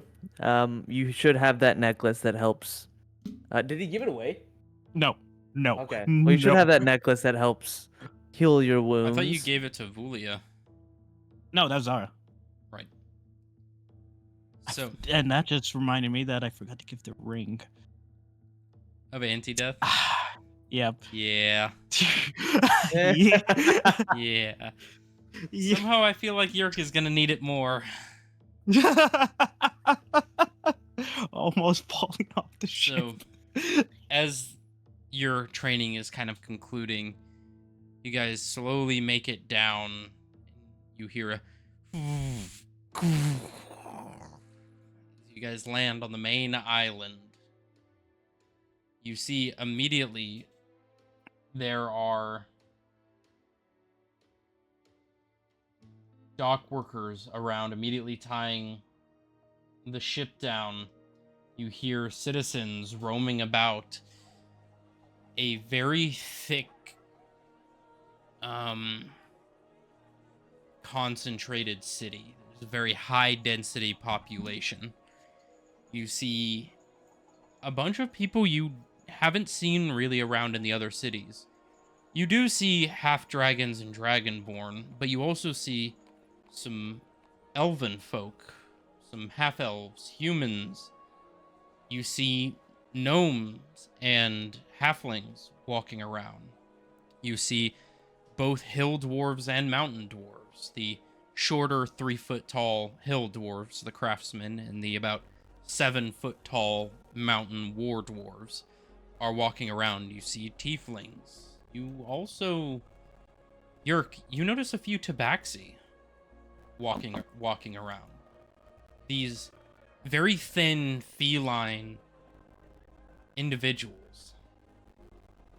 You see 2 of them. It looks like probably a mother and a daughter. You would see almost like white and black leopard-like fur on their body. It looks like they're standing at a courtside venue. It seems they're picking out some fruits and vegetables and such. Yerk pauses first, Zach, remembering a bit from the wastelands and things happening You to this. also Right. are looking around and you see a turtle. A very rare race, even in your time. Even before your time, a large tortoise-like individual. Clothing barely fitting, but a large shell on their back, a cane in their hand. They're currently just sitting on a bench, tossing what looks to be food to the pseudo-dragons that are flying around. This is very odd for you, and as well for other people in your party. Ark, Valen, you haven't seen any of these races. Yerk goes to the turtle real quick. As you approach, can I help you? You see he doesn't really have much teeth, so his jaw's a little further up than it should, kind of bulbous cheeks. His eyes are very squinty. There's a very small rimmed glasses on the edge of his nose. You see a faint little beard in white. Hello, I haven't seen your kind before. Yeah, we're very rare around these parts. You look... Hold on. Oh, no, Cockra. Yeah.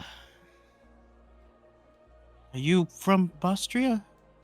Oh, no, my family has lived here for centuries. I'm pretty sure my great-great-grandfather's still running around here somewhere.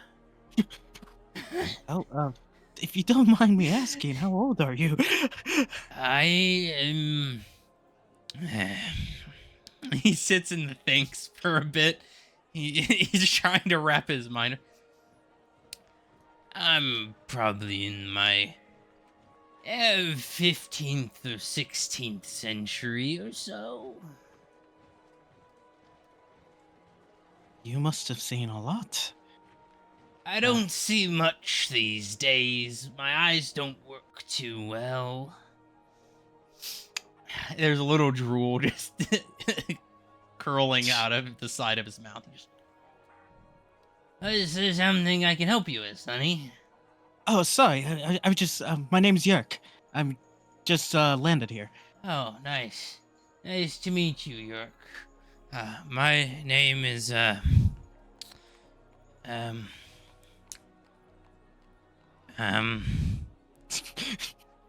it starts with a D. Daniel. Yeah, Daniel, that sounds about right. All right, Daniel. Or is that my That's- grandfather's name? I might be Derek. I don't remember quite well.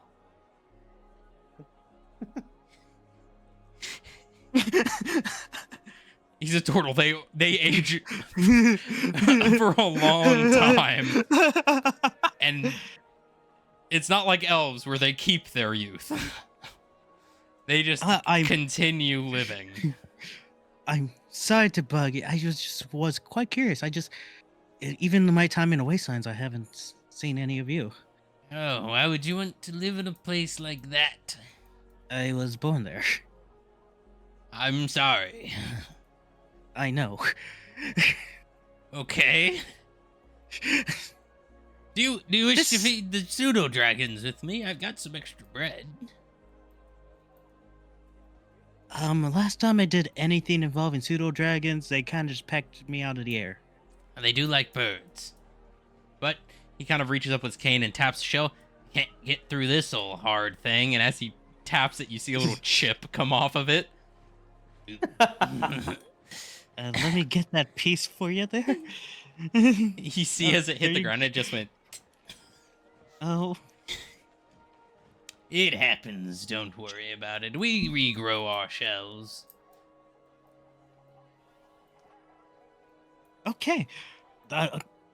I'm sorry to bug you. I'll let you get back to what you're doing. Was It was surprised. nice that's all. talking to somebody. Most people avoid me. I like it's. You see, Like seeing as you're things looking from at you. him, the right side of his face is kind of a little bit more sunken than the others. Probably had a stroke or two. Let's say he's about to have one. right, Just the whole face, just... I have to get back with my party here. You have a good day. Right. I will. You're just slowly backs away. Just awkwardly. You guys see you're just slowly, awkwardly walking backwards away from the old turtle. All right, he is old. I could have told you that without having to speak to him. 15, 16 centuries? Well, people live a long time, including the elven kind. Well, I'm just learning new things at this point. All right, where are we going? As you guys have docked Ark, you said you were wanting to go to a tavern.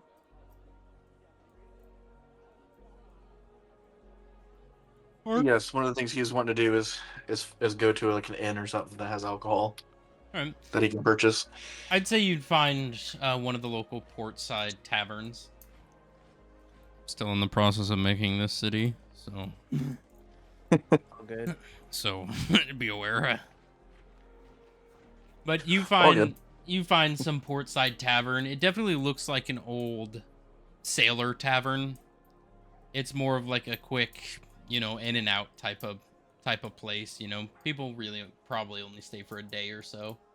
You see a bunch of airship sailors roaming about, getting their drinks. You see a lot of them ordering quite a bit of ration supplies. You walk up to the bar. You would see a larger dragonborn woman. You would see pale white and blue scales. Probably around, I'd say 6'2" or so. Pretty thinner in build, still muscular, but thinner.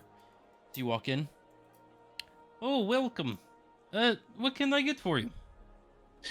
I just need to purchase 2 bottles of your strongest alcohol you got. Strongest alcohol or locally strongest alcohol? One strongest, one local strong, I guess. The strongest is gonna be Gildu, and that will run about 300 gold piece a bottle. Oh. Locally strongest, I could sell you some of our Didonian vodka. It's pretty strong. It'll go for about 25 a bottle. I'll go with 2 of more those. more for getting drunk than it is for taste. It was not good in taste. I'll just do one of the 300 bottle ones then. Alrighty, a man of wealth, I see. Here you go. And she hands you a very, she's being very careful with the bottle. But you see a black bottle. There is almost like a design of flowers and thorns curled around with a very nicely made platinum colored label on it.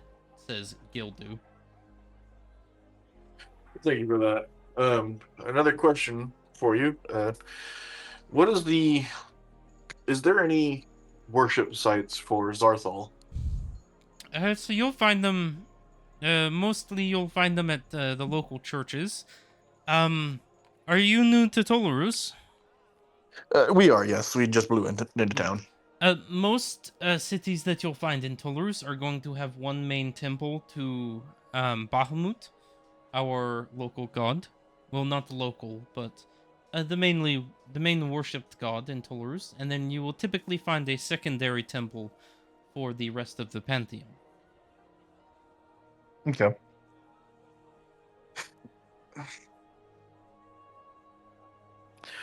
She takes the gold from you as you're talking. What's that other thing I was going to do? Shit. You asked about a church, you went to a tavern, bought some alcohol. Yes. There's something else I was trying to do, but it's been too long that I fucking forgot. I'm sorry! Damn it. I'm a bad DM. I'm sorry. You're fine. Okay. It'll probably come to me as I keep thinking. Well, let me go ahead and ask you this. Do you know of any place that sells cigars, or if you do? I do. We have various types of rolled tobacco products, cigars, cigarettes. We sell it in bulk for the braziers. How much for just like a 3-pack of a decent quality? Decent quality cigars. I'd say probably a gold would do you for some pretty decent quality ones. And that's up for a 3-pack? Yes. I'll do that too. All right. And she goes behind her and opens a glass cabinet and pulls out a box, opens it, and picks 3 pretty well decently sized cigars. They look pretty well made. Grabs one of the leather pouches off the side and packs it in. Here you go. Thank you. You're welcome. If you don't mind me asking, what brings you to town? General business. Nothing too specific. Are you liking what you were seeing so far? I personally think So far. Dolores is a beautiful country. So far, yes. How much do you charge for staying at the inn? So at this inn, it is 2 silver a night. I can't promise they're the best rooms. We have a lot of people coming in and out. Rooms are rooms. We do have a max of 3 days stay. For each individuals, we like to keep a. If people are planning on staying for a long period, we recommend going further into the city to one of the more well-established taverns. Okay. Is there any tavern you particularly partner with? I do. Insert name here because I don't have one yet. Okay. So write down that I need to tell you a tavern name, and I will give that to you at some point this week. I've had a busy week, so I didn't get enough done as I wanted to get done. So I'm sorry. Oh, it's all right. All You've been good. doing good on the story wise still. Yeah, I'm trying to. What was the bartender's name? My name is Sophia. Sophia. I am Ark. Sorry about that. Oh, well, nice to meet you, Ark. Most people don't really tell me their name. They just come up and say, "Here's gold, give me room," and then they leave. Or alcohol. Well, I'm glad I could give a better impression. Well, I thank you for it. It's good to have actual conversation with people. Did you come here with anybody or just yourself? I'm with a party. Are they not? I didn't realize they didn't follow me. Did you guys follow him? I don't know. I thought he went like by himself. You turn around, Ark, and they're not there. Oh, I guess I went by myself. Did your party leave you behind? I did just remember the other thing. Yes. Do you know where the Adventurers Guild is in this part of town? Yes. There are multiple adventurers guilds. There is one that is in the town center, next to the town hall, and with the size of the city, they have multiple adventuring guild halls. There is going to be one on the northwestern side of the city, and there is one on the southeastern side.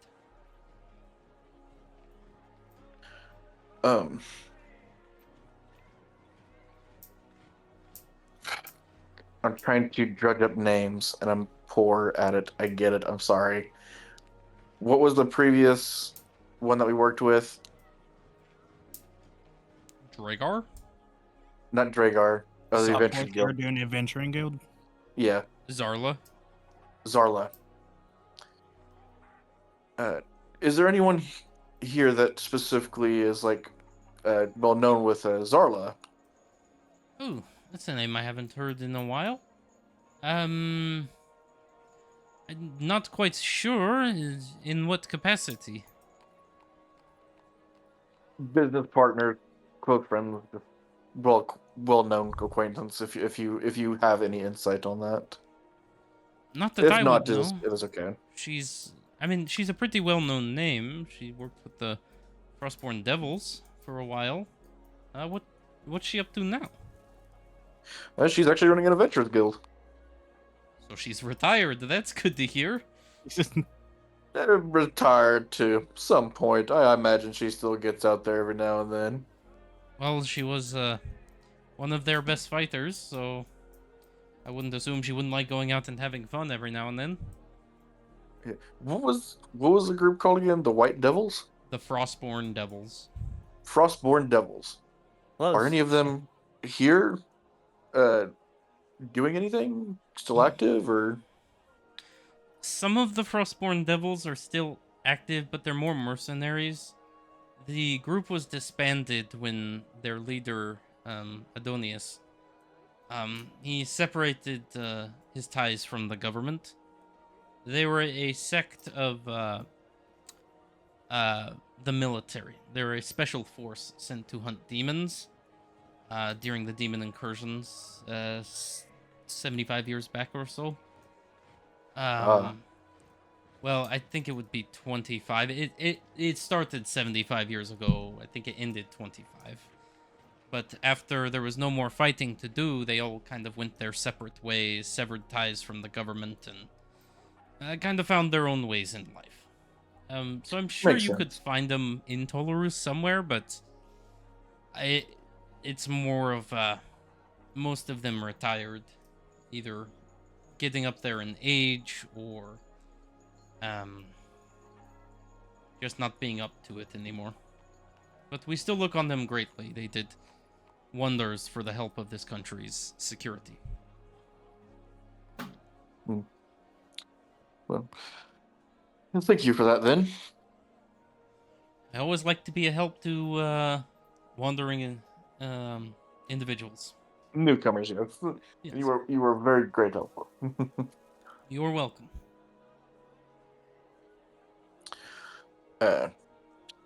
Ark will, since he's alone now, I guess, his next stop will be to the Pantheon church. Gotcha. And I'd say as you're walking out, you see Balin, and you're kind of looking around for you. And you guys make eye contact with him as he comes out of one of the local taverns. I don't know how we could have lost you. You were a big guy. Yeah, I don't know how you lost me either. No clue. Well, is this the tavern we're staying in? No, they limit to a 3-day hold, so I don't think this would be a good place to stay at. But she did recommend a insert name here for us to go to that she works with. Well, guys, we can also stay on the ship. I don't want to be on the ship, Valen. I don't want to be on the ship. That's fair. Well, I'm gonna stay there because it's free. Well, not free, but you know, we paid for it. But Yes. I've But got some theoretically- other stuff I'm doing. If any of you wish to join, where are you going? I'm going to a nearby Pantheonic church to do something real quick. Well, Well- it'd be nice to go for a little stroll around this area, so I'll go for the walk. Maybe they have a sacred pool. Maybe. All right. Well, follow you.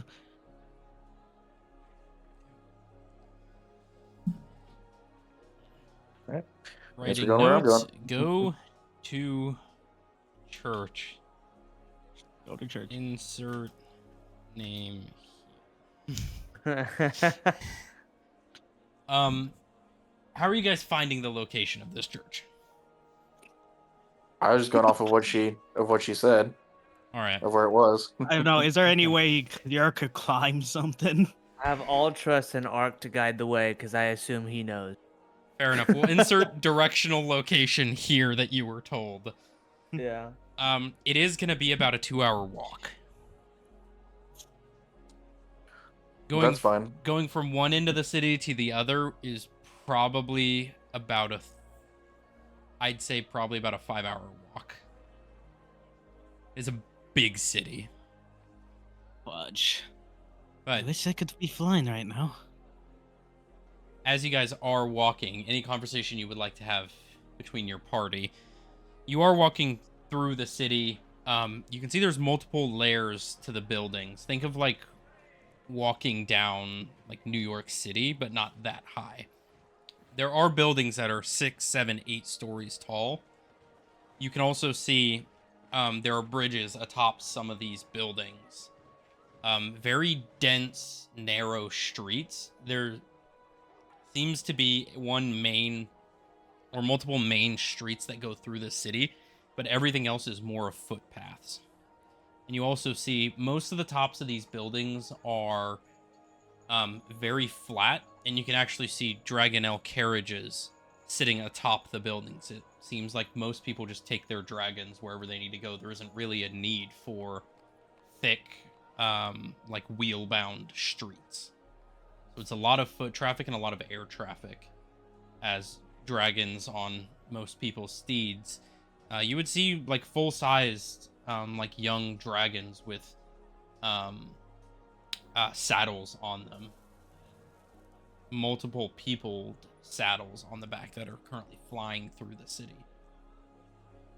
Okay, maybe I don't want to fly. That seems like a lot of things going in the air. It's pretty congested here. I don't like this. Yeah, me either. Hey, you guys walking. You, come here. You see this very thin, human man, sunken eyes, pale skin, raggedy hair, big trench coat.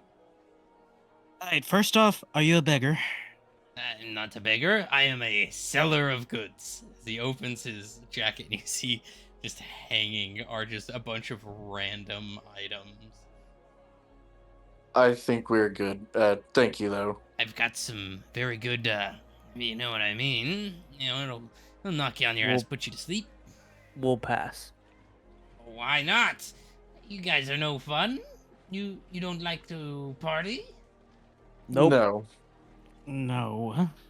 Ah, fuck you guys. Hobbles away.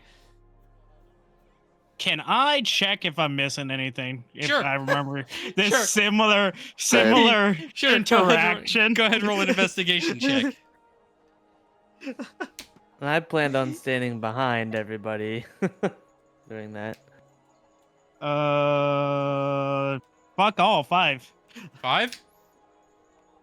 Seems fine.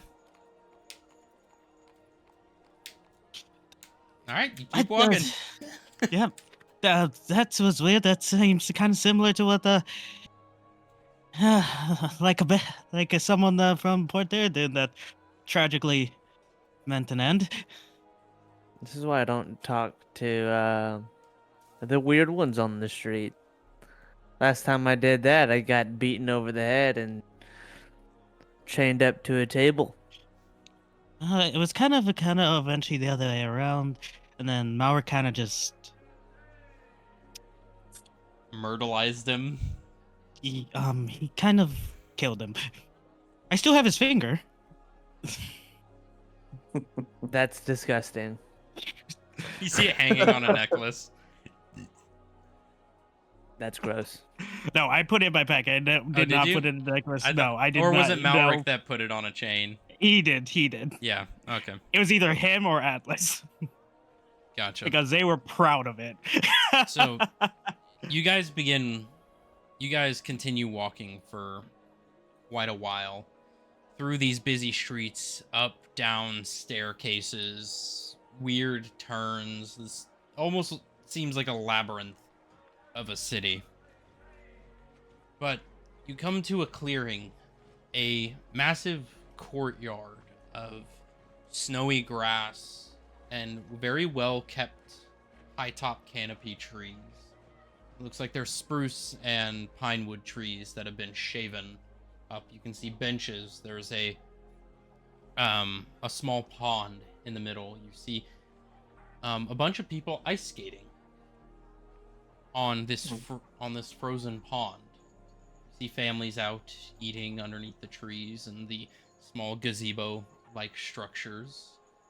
And on this massive courtyard, you see at the very end is this sprawling structure of a cathedral. Very old, wooden, barely any stone, but a very intricately designed cathedral-like structure, sprawling hundreds of feet into the sky. Massive stained glass windows cover the front. You can see thousands of people roaming about this area. Think of like the Notre Dame Cathedral, like that size. Huh. That is something. I guess this is the church. Looks to be. There's no other churches in here, right? There is. There's another one to this region's specific god, but this one specifically is for the entire known pantheon. I'm guessing. Oh. Well, what are we waiting for? Let's go. Dark's already going ahead in. All right. Following. As you begin heading into this massive cathedral, passing these crowds of individuals across the threshold into the church, that is where we are going to be ending today's session. Oh boy. Cosmo Eternum. Hey, we actually got a Nice. decent session in. Yeah. Did. It's pretty good. Yeah. It's not the same without Nova, though. Yeah. Yeah. Rip. R.I.P. Zara. Yep. But yeah, sorry for the unpreparedness for the actual city layout. I've been Okay. focusing on name. a lot of the story aspects of the campaign. Been getting rewritten and adjusted, so I've been doing a lot of that. So I will be working good. this week on fleshing out this city for you guys. Well, are we planning on Sunday then? Still? Yep. Sunday. If we could do like 2:30 or so, same time. Yeah, we can continue the same schedule. I just had a date planned tomorrow. Yeah, you're good. No, you And must it's- play D&D when I schedule it, and you have no option other than to do it. Well, no, it's for everybody else schedules too. You know. Mhm. Yeah, you're good. Yeah, I got you. But yes, we will. Those of you watching or listening after the fact, we will be live again next Sunday, or this upcoming, not tomorrow, but the next Sunday at 2:30 p.m. Central Standard Time. And Be we there or have be a turtle. or be that old ass turtle, literally Oh my dying in his shell. Derek, David, who knows what his name is? He sure doesn't. But hopefully for those watching, the live stream went well. This is the first time we've done something like this, and hopefully we'll be able to continue. The schedule for uploads and such for the VODs, I'm gonna try my best to get them up on my YouTube, which I can actually go ahead and get right there for all of you guys. The VODs will be up on there if you want to rewatch, or if you miss an episode and want to keep up to date with what's going on. I'm just going to be uploading the straight VOD. I'm not really going to be doing too much editing unless it's absolutely necessary. So go ahead, check that out. I'll try to get them updated the same day, if not the day after. So, yeah. I don't know how to do these announcement things. I'm winging it. All right. Hey, man, do your thing. I record videos. I don't be in videos, okay? I don't do it live. I don't Do do it an live. edit. I'm scared. But I'm going to go ahead and throw the intermission screen up and then go to the pre-stream, and then I'll go ahead and end it. So thank you all for watching. Thanks for everyone who put bits in. Will's friend, thank you for watching all of the videos to get caught up to this live. That is some dedication, and I can barely do that, and I run the game. So I don't know. At this point, he's Valen's #1 fan. Team Valen. I'm talking about. Team Valen. Yeah, is that what's happening? Oh, That's he exactly what's definitely happening. sides with Valen. He doesn't. Why does he side with Valen? He doesn't like Caesar. Caesar Yeah. is a godsend, kind little sweet bean individual. Okay, Caesar has done nothing wrong to nobody. All I don't know. right. He said like we should have killed him. I'm raising up the Valen army. I'm gonna start it now, live on Twitch. Yeah. The Valen army. Yeah. All right. Shameless promo. Share this to your friends because it'd be really cool to get active watchers or people interested. So, For real. all right, go bye now.